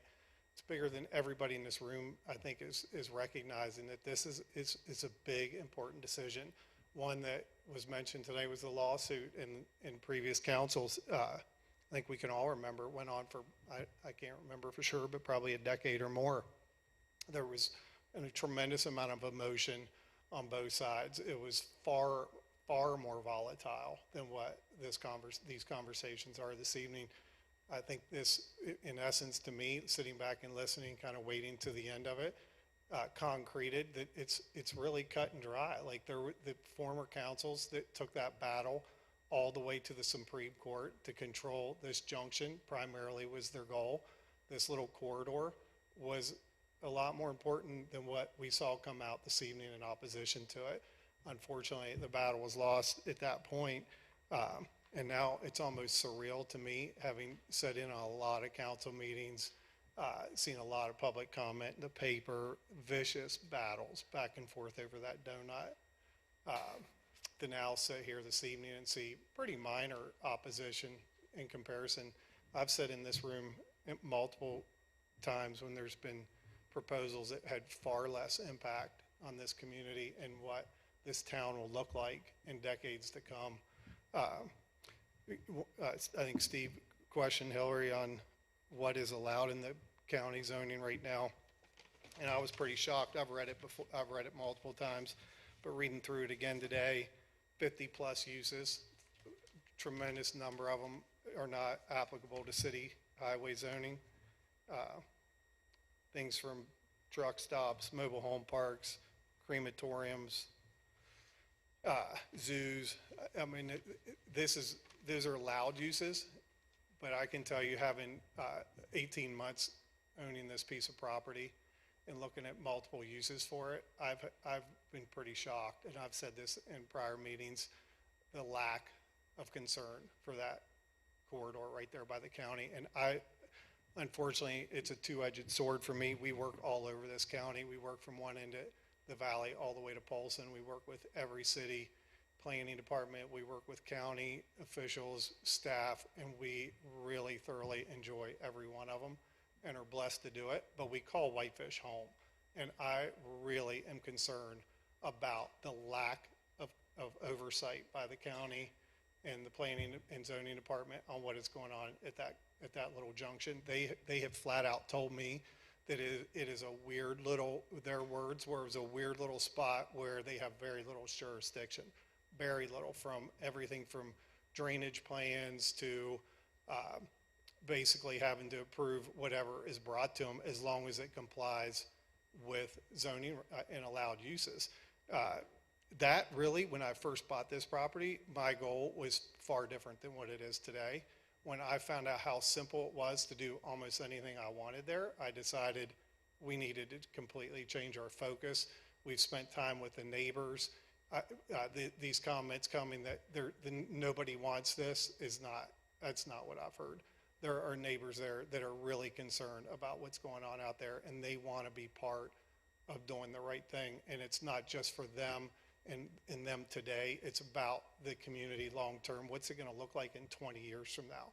We are all concerned with that. So, I mean, I think it really falls back onto you guys as a group of elected officials, your responsibility being to oversee and do the best thing that you can in your position for this community long term far outweighs one person's concern over being forced to annex, which is not the case. Their taxes being increased, how much money is spent on a sewer line. Those things are very minor in the big picture. So I just ask you tonight to think about what this decision, what this vote is going to have on everybody long term, not just short term, and what personal opinions are. Thank you. Thanks, Eric. Further comments from the public tonight on this item?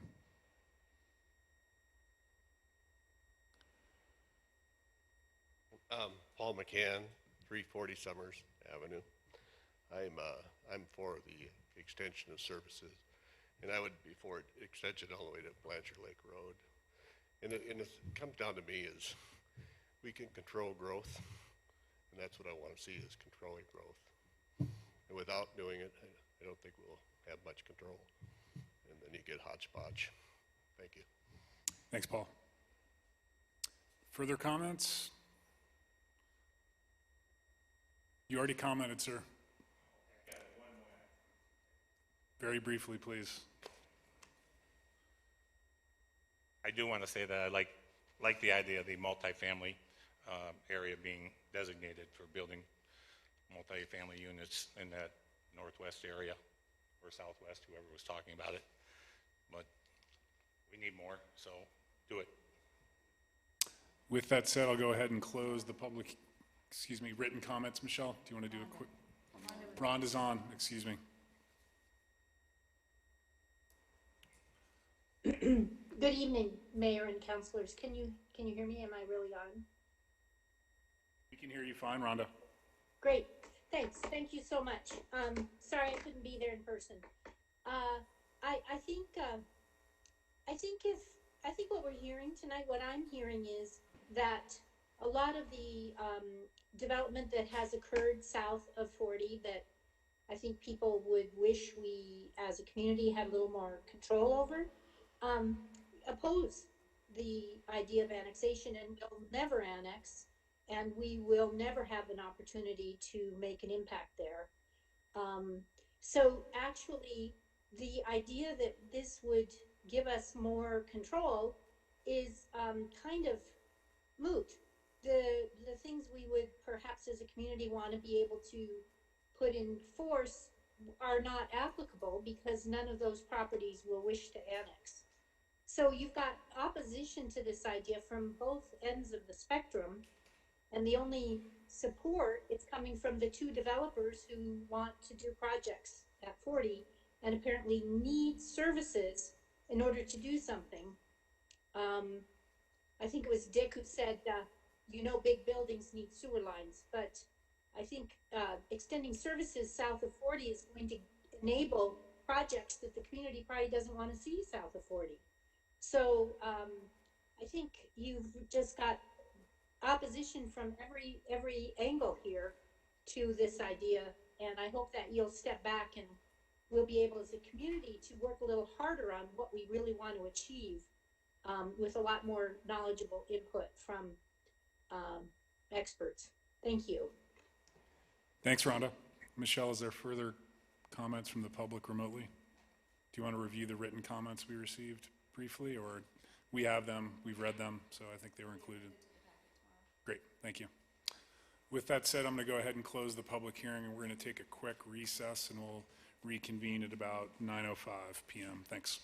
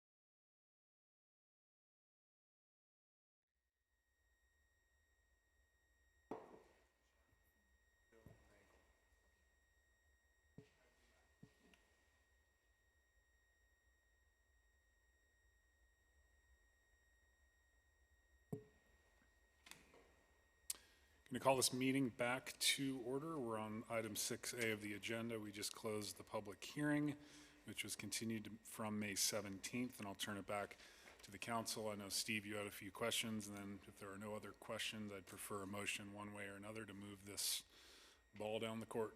Okay. Steve. Thanks, Mr. Mayor. Joe, this one's for you. We heard that Craig said that extending services, we have the capacity to extend water and sewer out there. What about emergency fire, those kind of services? 10 years from now, if that's part of the city, what does that look like? Okay.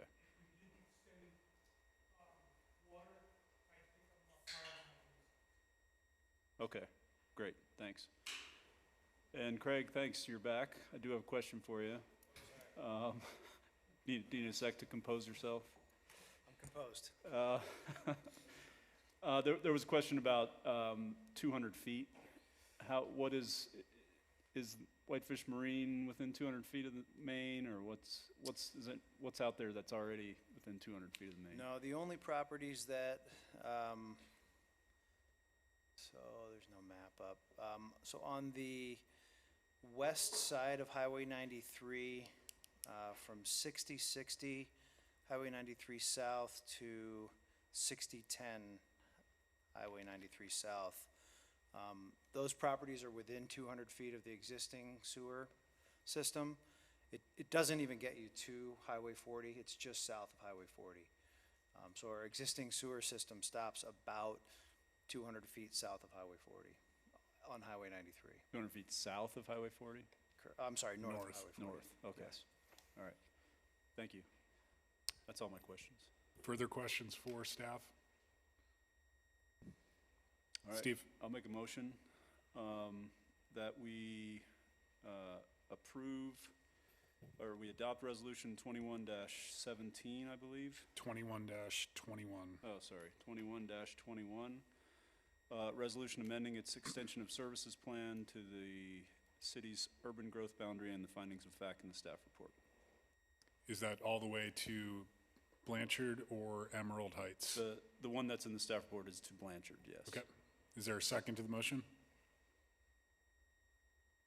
For purposes of discussion, Mr. Mayor, I will second the motion. Seconded by Councilor Sweeney. Steve, would you like to speak to your motion? Sure, thanks. I have quite a few comments about this. This is obviously not a real easy decision. My motion is more to get the discussion going, to bring out some opinions from councilors, how they feel about this. The first thing that strikes me is that, part of this has turned into a discussion about affordable housing, and I certainly understand why that's important, believe me. We've been working on it. I've been volunteering for the city about 10 years, and it's always been an issue, and it's past a crisis point. It was at a crisis point, now it's past a crisis point this summer. And I get that, but this extension is really not about affordable housing. It's not about building roads. We don't have property that we do have one piece of property that we have plans to build on, and later this evening I'm gonna talk about how I would like us to devote as much of our COVID money to that project, but we don't own other property that we can build on. And we certainly don't own the property that's at the northwest corner of Highway 93 and 40. So,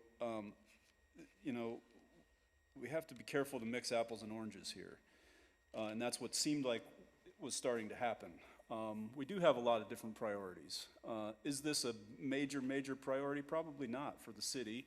However, since in the last 4 years, we've seen some development down there. We've seen several new businesses go in since the county changed their zoning down there.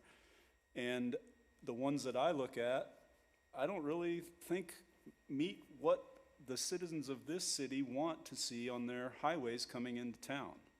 I do appreciate the fact that the dispensary has really made a marked improvement in their building out there, and it looks a lot better than what was there before. But the Whitefish Marine is an eyesore. I'm sorry, it's an eyesore. And we couldn't have a starker contrast to what happens when we have development standards that people have to live by and what the county allows, they're kitty corner across from each other out there. People don't want a gas station there, but that looks way better than what's across the street.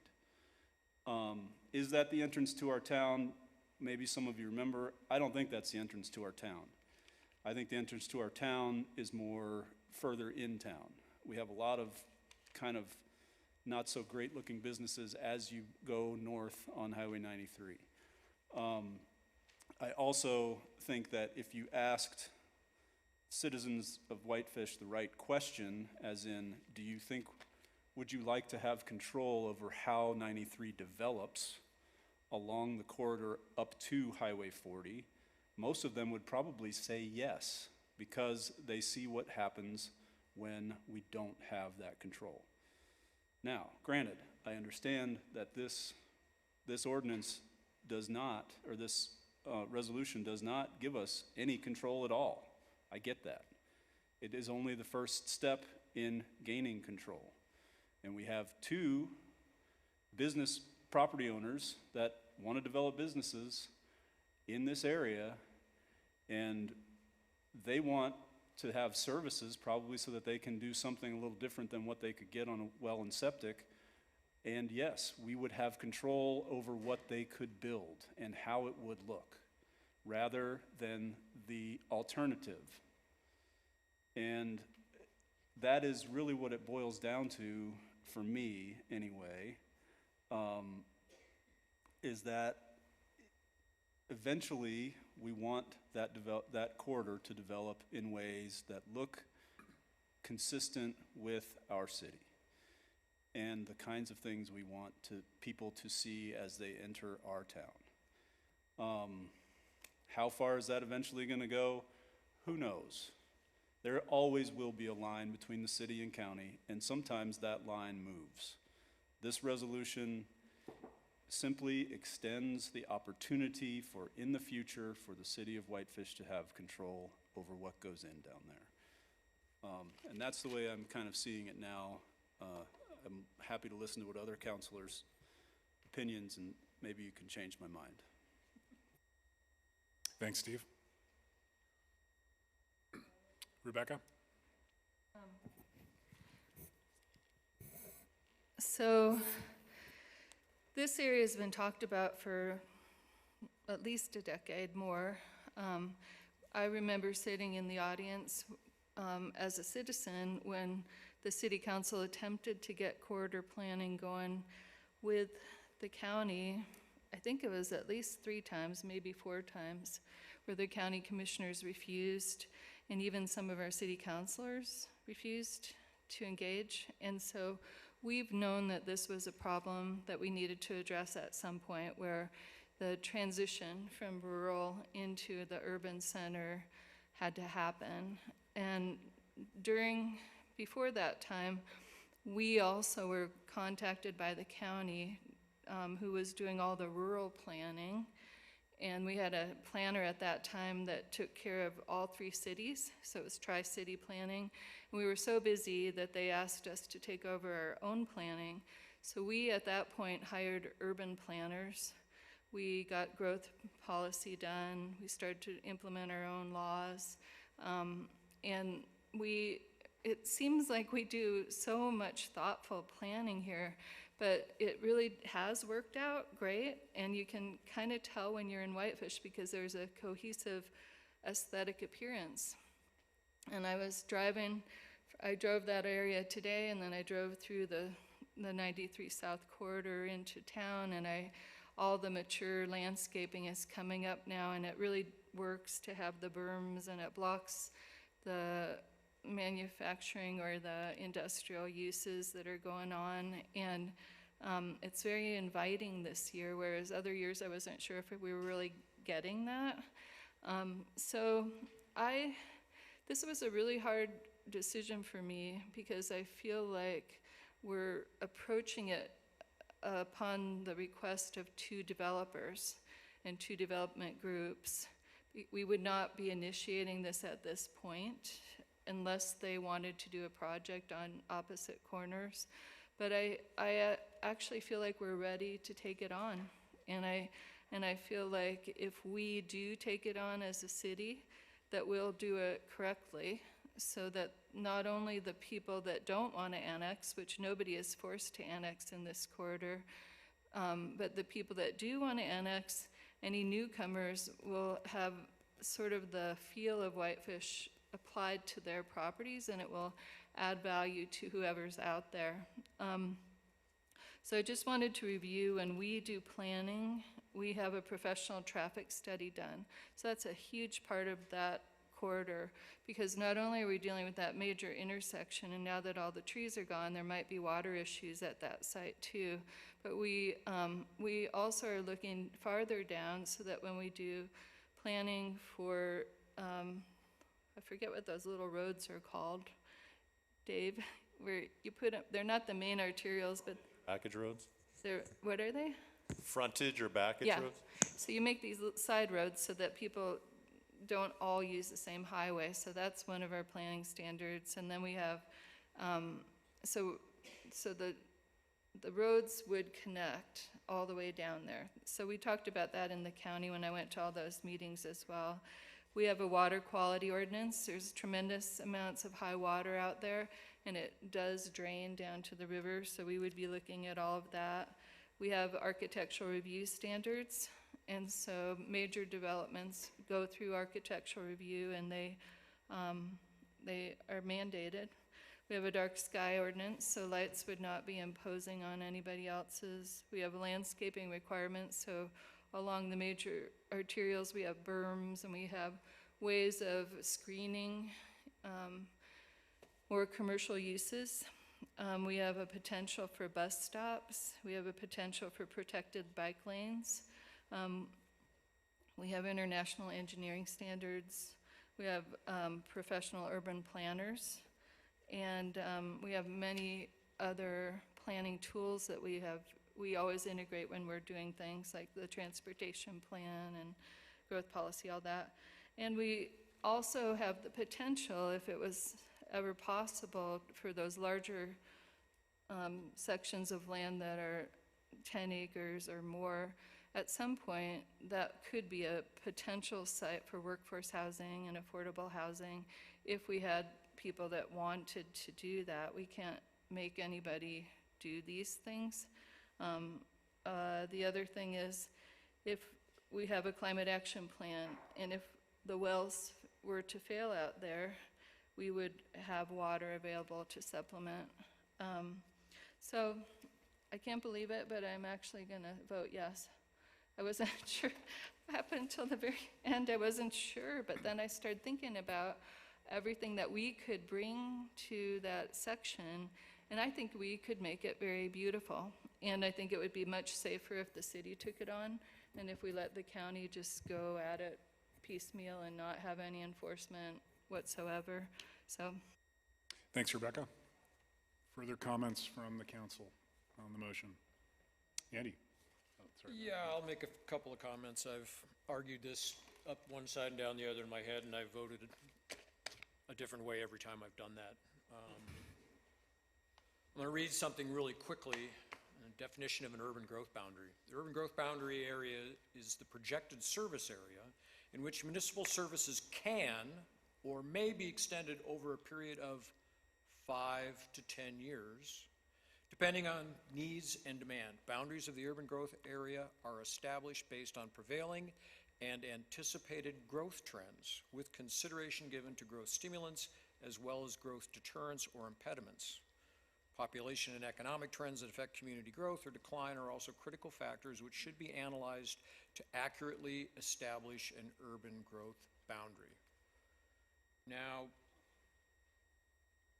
I have a really hard time in my own brain arguing that we will not see continued growth in this area in the next 5 to 10 years. Kind of satisfies that and says, yeah, maybe you should vote for this.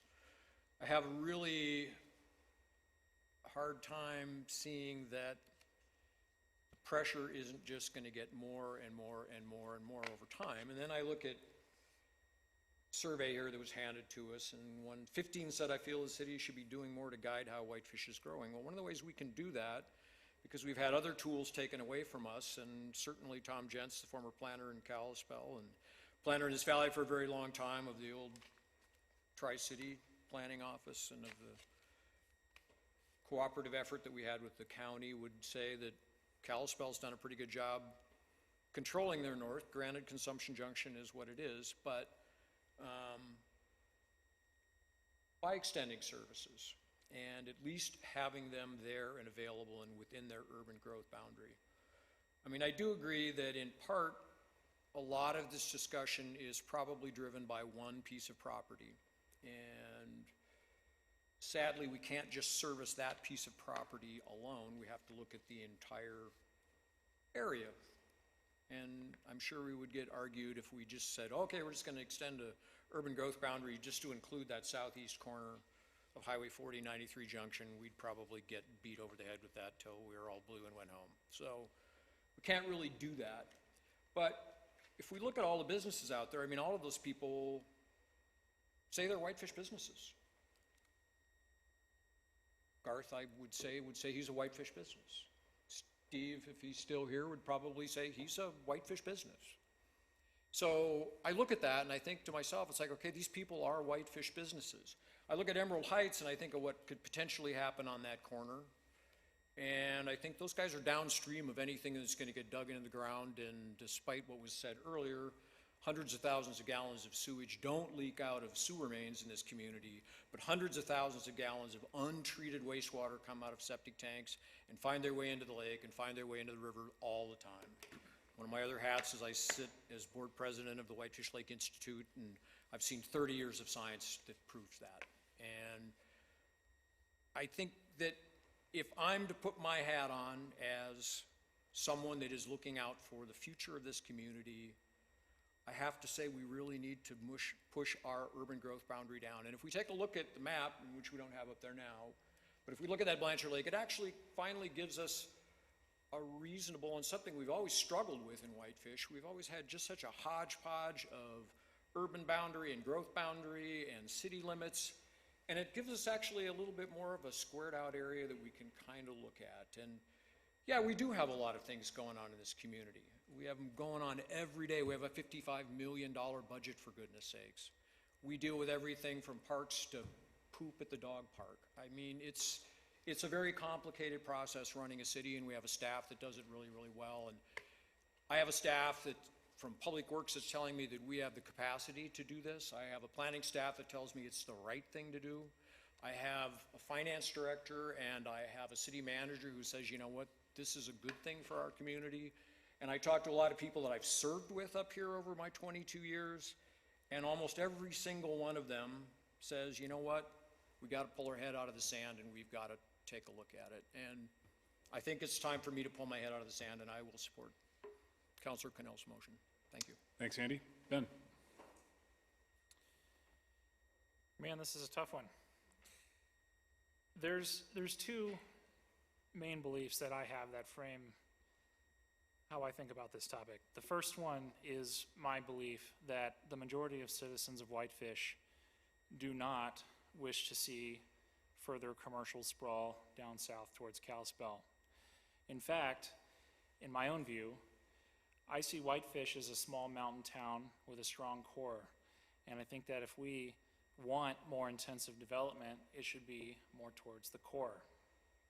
My second belief is that wherever the boundary is, there's going to be development just past the boundary. That's what happens. Wherever the boundary is, it's going to keep going. That's okay. That's part of the deal.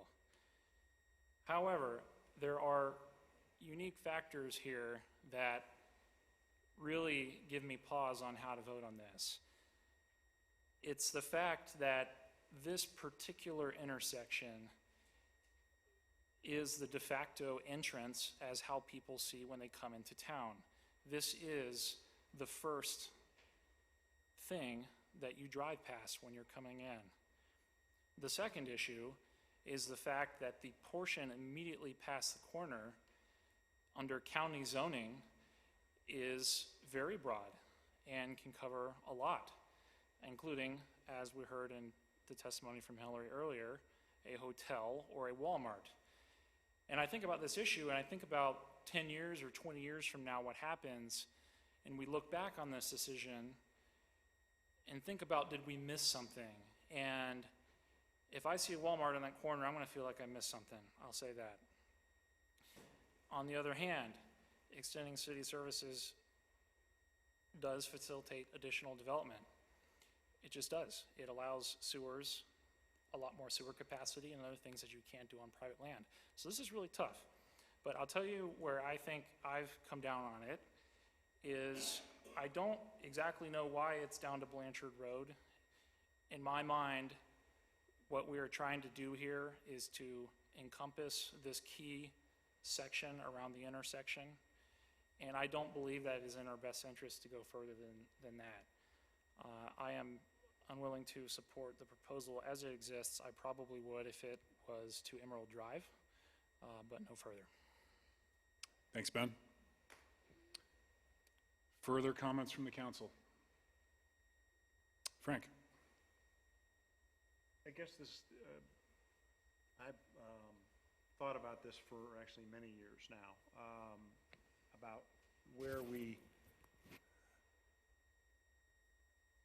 extend services, we have some ability to exercise some influence.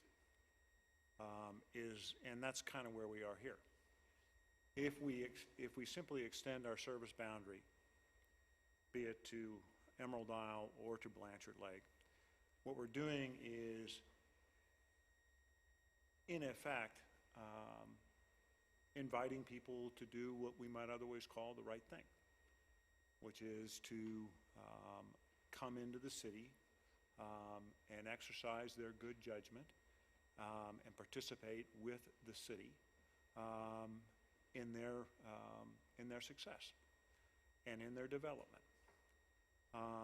If we don't invite them in, if we don't effectively facilitate even, if we don't make an opportunity for them to come in, which without an extension of services plan for an area, even if somebody in that area wants to annex into the city and wants services from us, we cannot provide it. It's not an opportunity. I wholeheartedly agree, and I think something that is going to allow me to support this is that by simply having an extension of services plan does not mean that we agree to any and every and all possible uses for that property, commercial or otherwise. We get to exercise our judgment and our zoning to influence how and when and under what conditions we would allow anyone to annex into this city.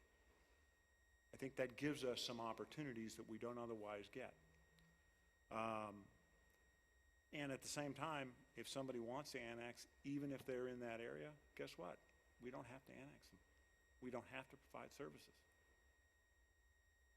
So it gives us some control without an overall commitment, which I think is and I think one of the things we would have to do, I would want us to do, is to, if we extend services, and I hope we will, that we undertake a review of what we want that zoning to really look like and what we would be willing to accept in terms of operations in those areas to be part of the city.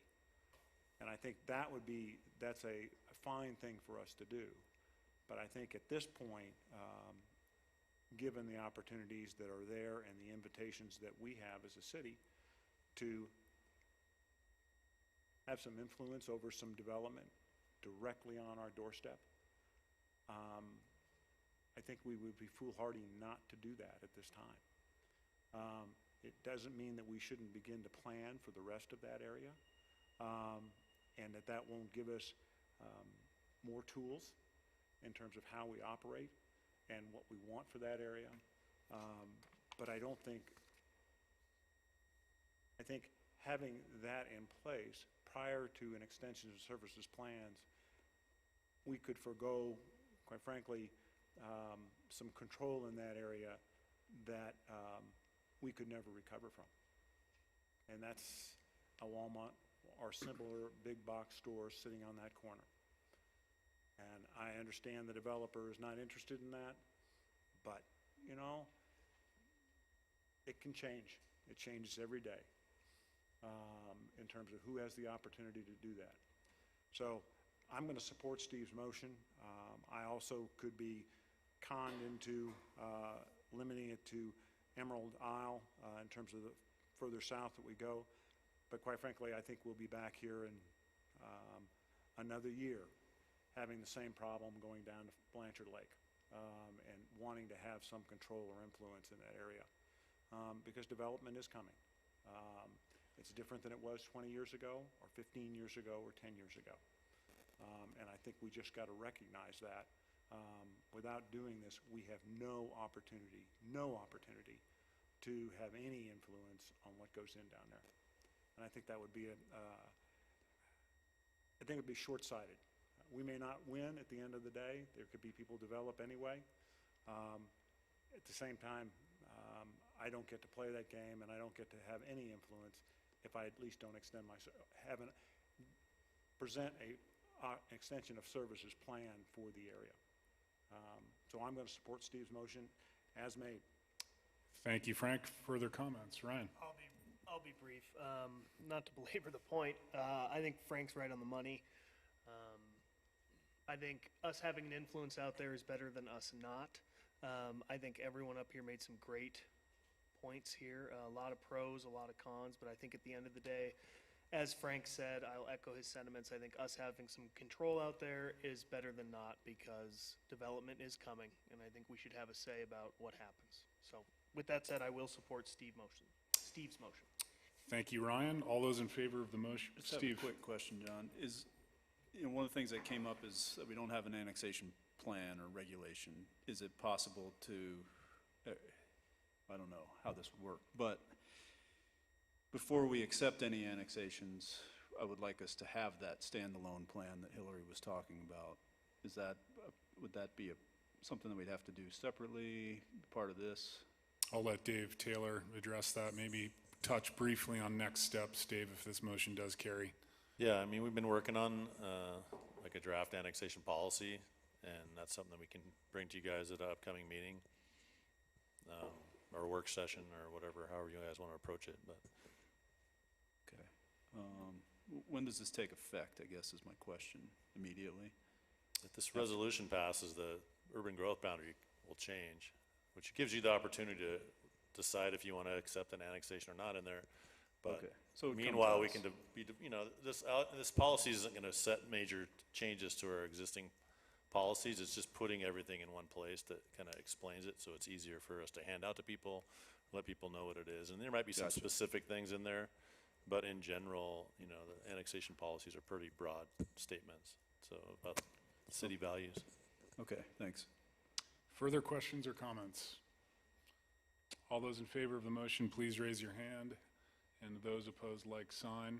And that motion does carry on a 5-1 vote with Councilor Davis voting in opposition. Thanks, everyone, for coming this evening and participating in the process. It's much appreciated, and sorry for the late hour. With that said, we'll move on to item 6B of our agenda, which is consideration of approving the city manager's proposed budget as the FY 2022 preliminary budget and setting the final public hearing on the capital improvement project and FY 22 final budget for August 16, 2021. Great. Dana. Good evening, Mayor and City Council.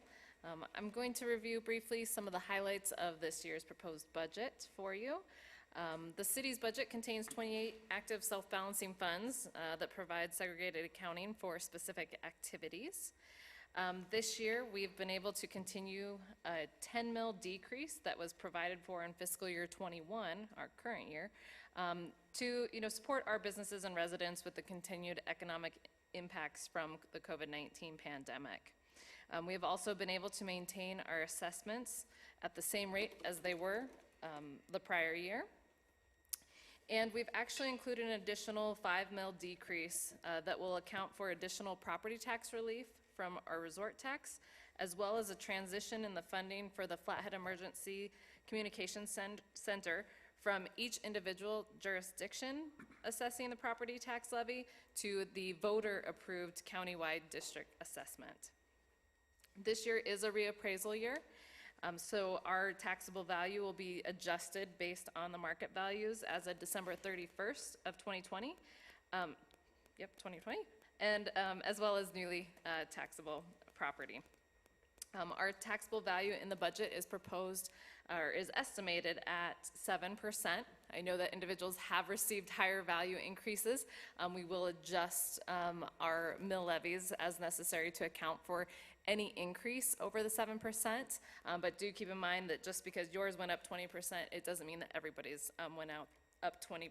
So we do end up getting the average. For fiscal year 20 and a couple years ago was about 6% increase that we received.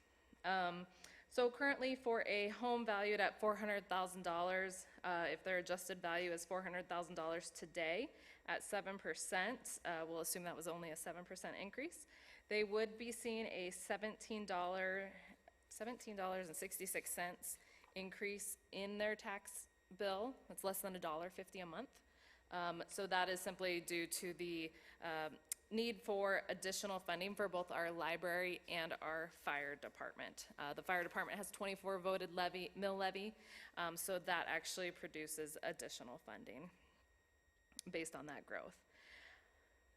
So resort tax, though, we did see an increase over what we had budgeted. Therefore, there's additional property tax relief, as I'd mentioned. Total property tax relief for fiscal year 22 is $1.3 million that will be going back to taxpayers. And so that's a reduction in mills of 30.358 mills. Again, we don't have final figures for the end of this year, but we will update that as soon as we have that information available. We do have a change in the way that we presented the budget. So our budget now reflects a fund balance in our property tax supported funds, and it totals $3.5 million, which represents a total of 28.67% of total budgeted expenditures. That has increased from the 21.95% in fiscal year 21, and really it's the result of the CARES Act funding that we received for our police and fire, as well as the presentation that now accounts for our accounts receivables that are outstanding for our ambulance services, which is approximately $300,000.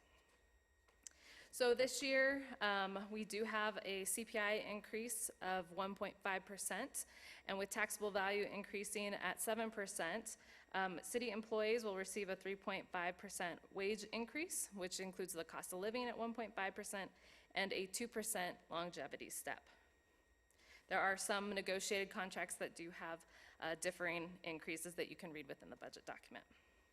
We do have multiple positions that we are adding, including a administrative assistant to assist our building department as the growth of the department and the demand is growing, but there is no increased cost to taxpayers for that position. That is funded through building code revenues. We also have a small increase in our utility billing department. We currently have 2.875 FTEs. We're increasing that to 3 FTEs. That cost will be absorbed with no rate increase to ratepayers. There is 2 additional firefighters proposed. These are 40-hour work week positions. Our department has maintained the same number of staffing since 2010, with the growth in calls and service demands continuing to increase. So this is just one step to start to move toward, addressing the staffing shortfalls that we have. Also, as I'd mentioned at one of our budget work sessions just a couple weeks ago, when we have firefighters out on injury, we are paying significant overtime costs. We will be able to utilize these positions to shift them to our 48, 96-hour shifts and reduce that overtime burden, which can be very costly. The library is also seeing increased demand, so they've requested an additional 10 hours per week to be included in their budget, which was adopted by the library board. That cost is estimated about $9,500. And we do have the new wastewater treatment plant coming online this late summer, early fall, and that does require an additional position, but we've been able to minimize the impacts of that cost with some organizational changes within that department. We did talk at the last work session about a housing housing coordinator position and the need for an additional long-range planner. So we are going to move forward with hiring that position. It's not an increase to the budget. It's already been budgeted for prior years. We just never hired the position. But now we're seeing that demand for a long-range planner, and with housing becoming a very high priority of the city and needing attention, having this position also focus on housing will assist in moving our initiatives forward faster. We did have additional positions requested that were obviously not approved or fit into the budget. I did include that information for you to review. We do anticipate a request from the police department next year to fill that position that we could not fill this year. We talked briefly about the American Rescue Plan funds, and we'll talk about that a little bit more. Do know that we'll be getting $2 million. We have not included it in the proposed budget because when we issued this, we did not have final guidance from Treasury. Technically, we still are working off of interim guidance, but as we make those decisions, we can amend this budget either before the final adoption in August or through a budget amendment through a public hearing at any time. So total revenues and other financing sources for all funds budgeted total $30,938,460, which is about 41% lower than last year's. Again, most of that is due to our water and wastewater treatment plant constructions projects starting to ramp down. Same with the expenditures. We're also seeing a reduction of about that 40%, again, because we funded those with SRF loans for the most part, so we're seeing that other financing sources and uses be reduced,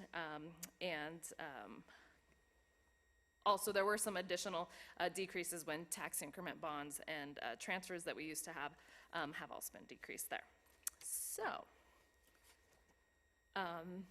the proposed budget this year, I felt, was prepared through a very collaborative process with our city's leadership team.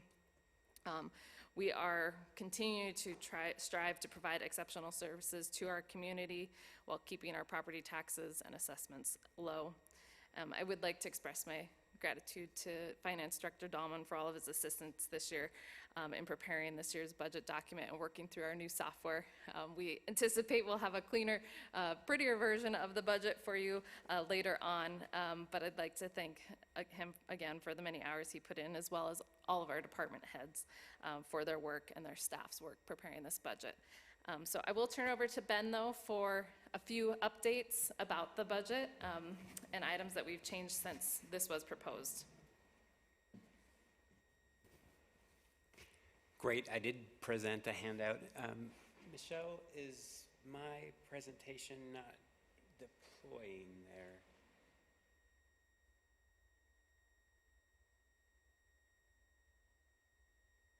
My screen is. Took the...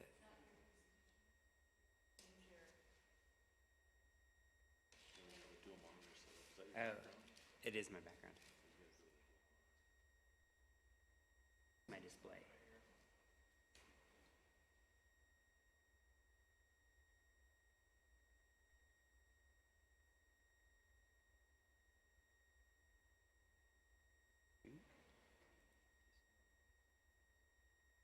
Right.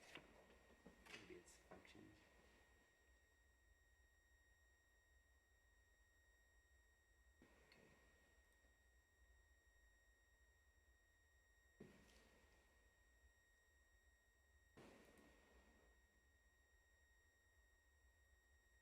Now I just need to get it to be not 300 magnified 300, and I apologize because budget numbers late in the evening.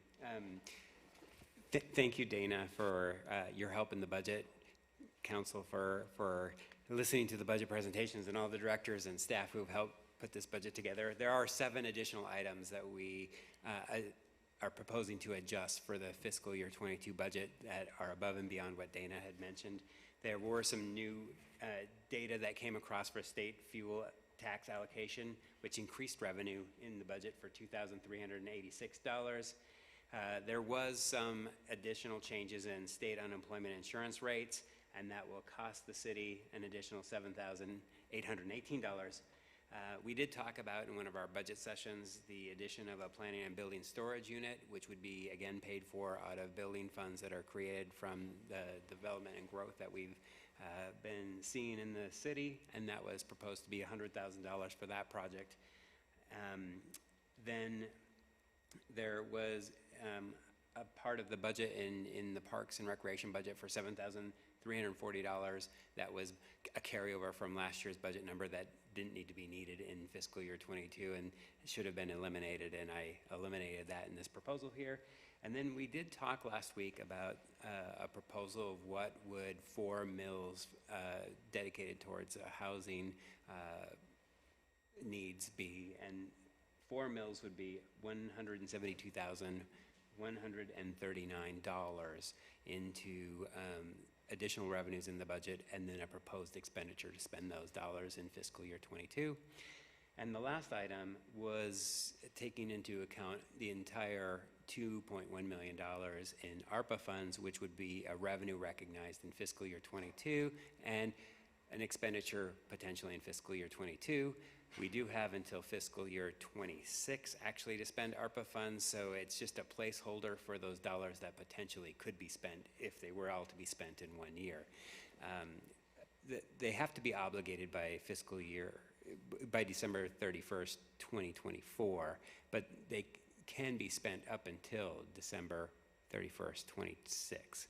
But for our purposes here, I'm showing that full amount in revenues and expenditures for ARPA funds.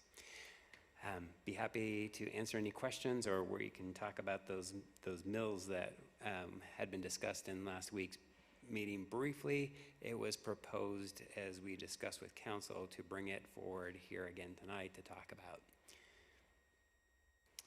What does a 4 mil increase translate to? And I hate using the comparison to a $400,000 home because there are none in Whitefish. But Well, your prior city manager's, that's his house. So I do use a comparable, I guess, over on Woodside Lane. Okay. It's not a very small house, so. Sure. But I did use that as a comparison, and so the increase per year, instead of the $1,766, it would be $40.12, so about $334 a month. So it goes from the 2.13% to 4.84% increase on the tax bill. Keep in mind the value of the home's growing at 7, so it's still not meeting the value growth, but yep. So that would be a $400,000 home. Okay. Steve? So you put that we're going to spend all that money next year. I mean, what are we really going to get for $172,000 in terms of affordable housing? Is there a way to start sort of, I mean, if we put this into the Whitefish Housing Authority balance, is that considered spending it? It just seems like we're not going to get very far with $172,000, but if we save it over time, it will eventually be able to mean something. Yeah, so just on the, depending on what the use is, right? So the direction wasn't very clear as to what the use was. And so if it's impact fee reimbursement for deed restricted affordable housing, that would be an expense out. If its intent is to hold it and build up for something else, that's a different situation. If we do give it to the Housing Authority, it is an expenditure on the city's books, even if they hold it for other purposes. So, I think that there's a lot of, trying to determine what these funds would be best used for. We did hear at the Strategic Housing Steering Committee meeting that there was desire for, when you look at apartment complexes or high-density residential, that impact fees can add up and would make affordable housing units more feasible. Or, for $172,000, you might be able to buy, a couple units basically off a developer who is building them. But I don't know that we have the full direction of what we're going to use those funds for, since it was just brought up as an idea of what would 4 mills look like. Or you could buy units into affordability rather than buying full units, because we all know that full units probably don't cost $172,000 anywhere probably nearby. Thanks for the clarification, yeah.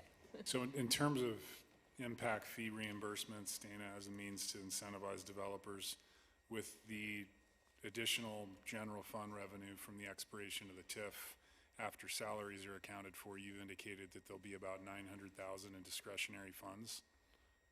8 to 900? So that was about 400, I would say that was where we were at. You guys have already chosen not to levy 450,000 roughly of that, 800,000 roughly. So you have about 400,000, but we have, those are, you know, our budget is not spending down, it is spending down funds, excuse me. So, you know, there's not much. We do have, like I said, high reserves that you could look at utilizing.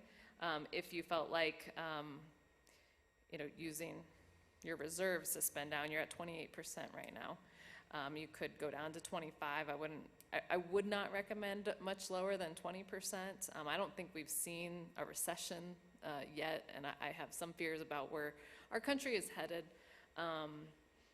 The lasting impacts of COVID is what I would say. So I think it's important to at least have that reserve, but you could spend down funds. You know, in essence, you know, I think we could do something with those funds over the next year. To be honest, I probably would recommend holding off and, you know, having a plan for next year to levy funds, just from my point of view. But at the same time, if the need is now, we can only levy once. And so we have to have it to the county in August to actually have a levy for November and May.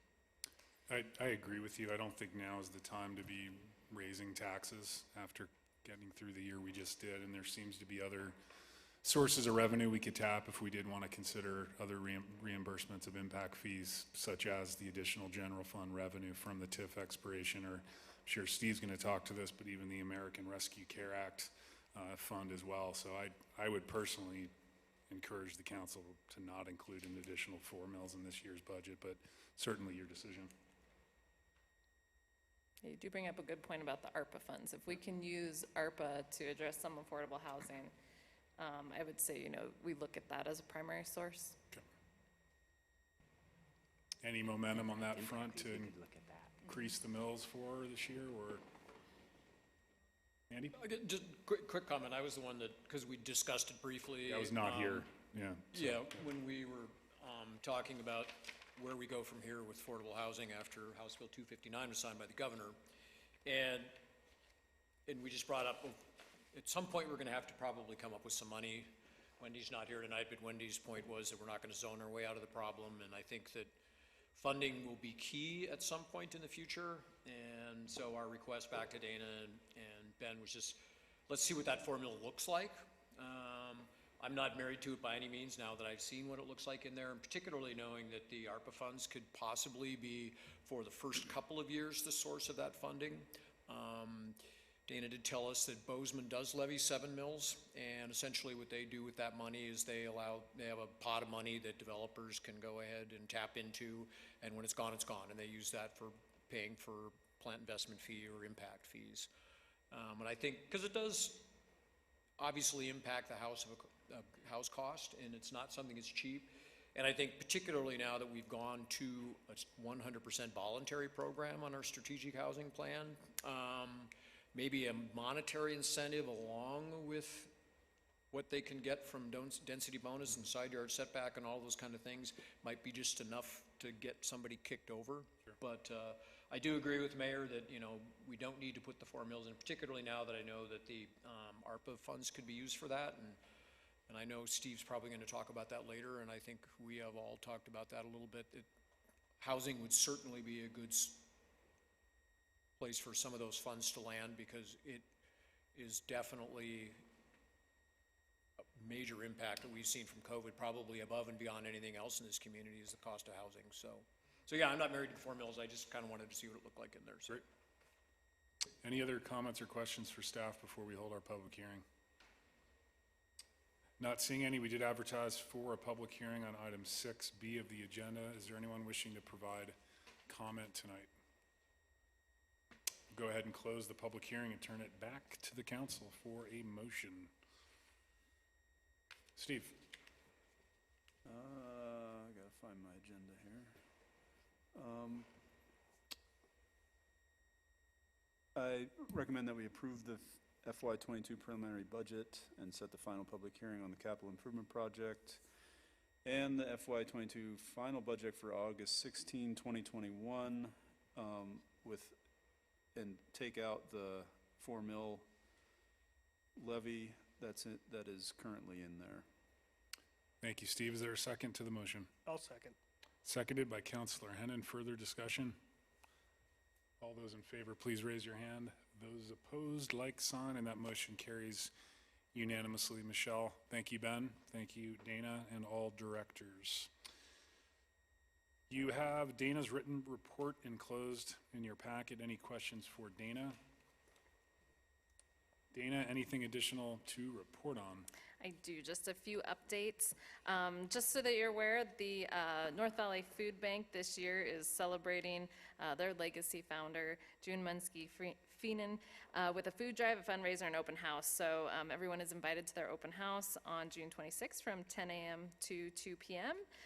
They're going to have tours of their remodeled building that we contributed to. So I thought it'd be important for y'all to know. When is that, Dana? That's this Saturday, June 26th, from 10 a.m. to 2 p.m. They'll have mountain berry bowls, news about their increased capacity to serve Northern Flathead, and some live music, too. I met with Representative Fern last week.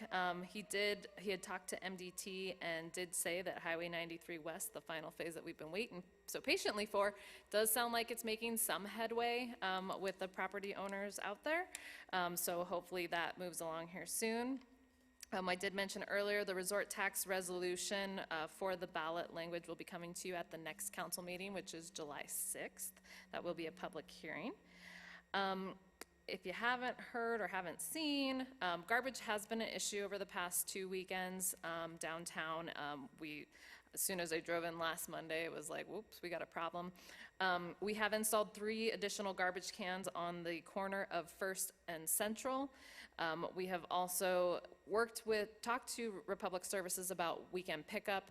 You know, they're facing similar challenges that the city is, hiring somebody to get them here this weekend coming up. You know, it's going to take 8 to 10 weeks, maybe 12 weeks to hire somebody, if you can get somebody to, if you can actually hire somebody, because so many people are facing worker shortages.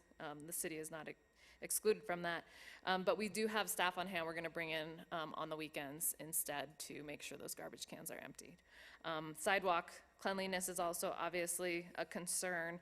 I think with some of the garbage cleanup that should address it, but you know, business owners generally are required to keep their sidewalks clean. We are going to look at ARPA funds maybe if that's something we can do to keep sanitation in downtown clean. So more to talk about on that one. Juneteenth is now recognized as a federally paid holiday, and I've had questions come from staff, of course, and individuals about how the city will recognize that holiday. At this point, the state does not recognize it as a state holiday. However, all of our holidays are federal holidays. I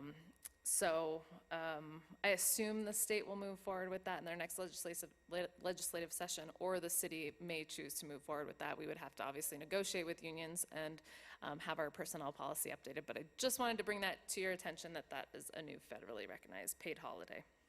I don't think there's been one added since the 80s, so mid-80s, if I recall.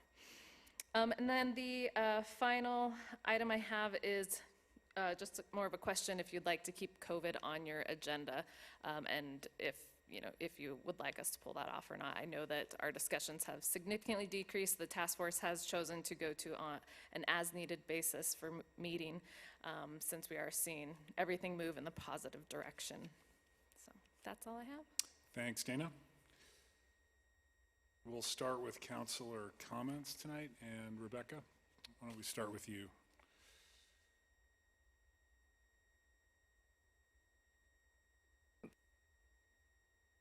First question is for Craig, and if he could look at the corner of 3rd and Spokane with that, thank you. The McCanns brought that up. And I guess I kind of feel like I'm still, of course, very curious about COVID, but it's nice to take a break. I think it's only if we're going back into a surge, I think, is what I think probably we need to do. And thank you. I'm too tired to talk, so thanks. Steve. Okay. My comments really are I don't have some grand pronouncement about the ARPA money, but I would just, it seems like the project at the Snow Lot is stalled out or non-existent anymore, I don't know. And I don't know, I haven't seen an update on it in quite a while, and it's been in the process for a couple years now.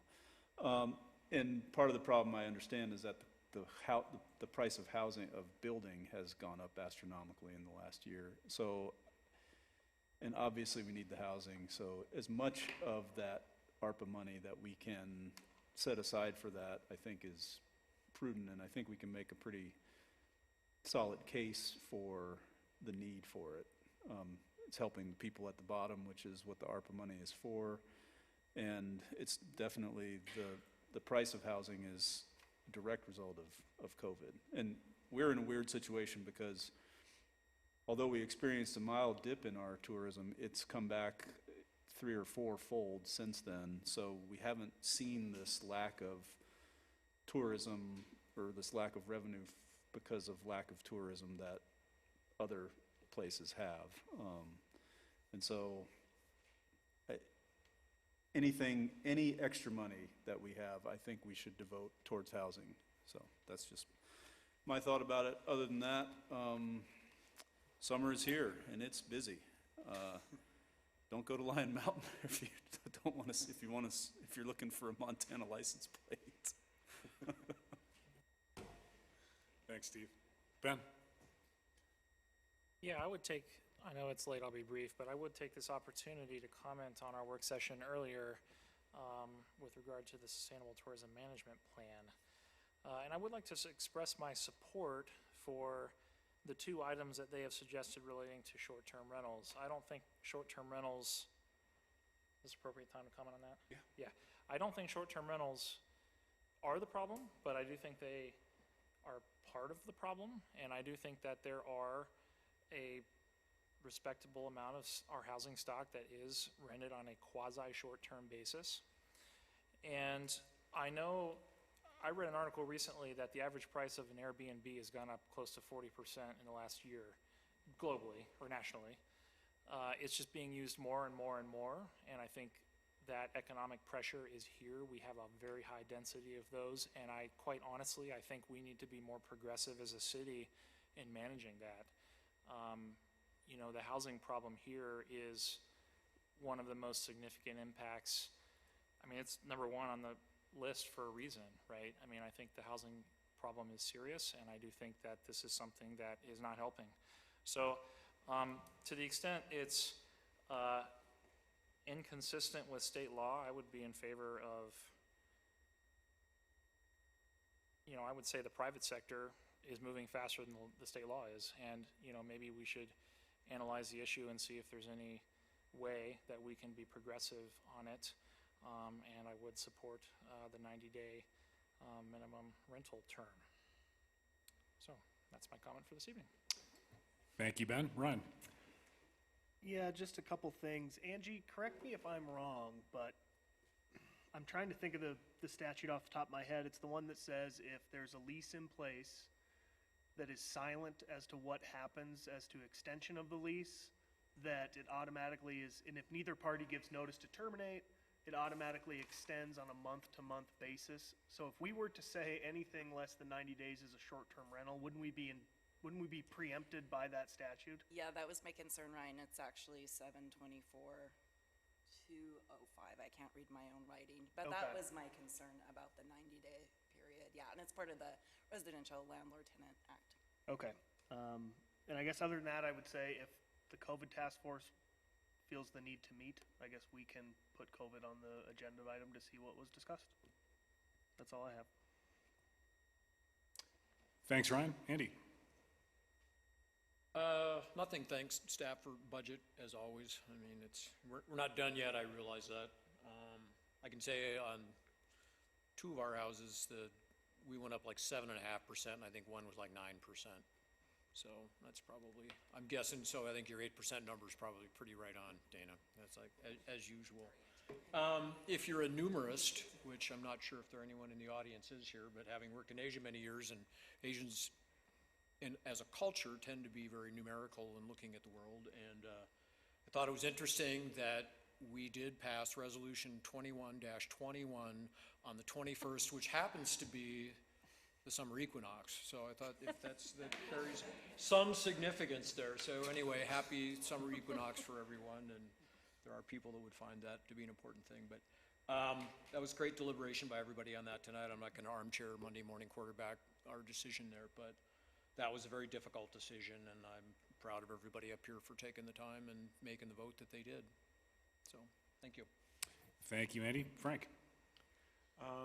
I just would, going back to our work session, I would voice my support for pursuing the idea of at least publishing a list of the licensed RV short-term rentals so that the community's aware specifically, and it might be a facility for them to support our complaint-driven systems, and also to raising any penalty we can for failing to properly license or register, and for any blatant violation of somebody doing this in a non-licensed area. And I think we just need to max it out, and I think we get a couple of these caught, it's gonna get around. So I would support us looking at that, and I would like to pursue that if we can.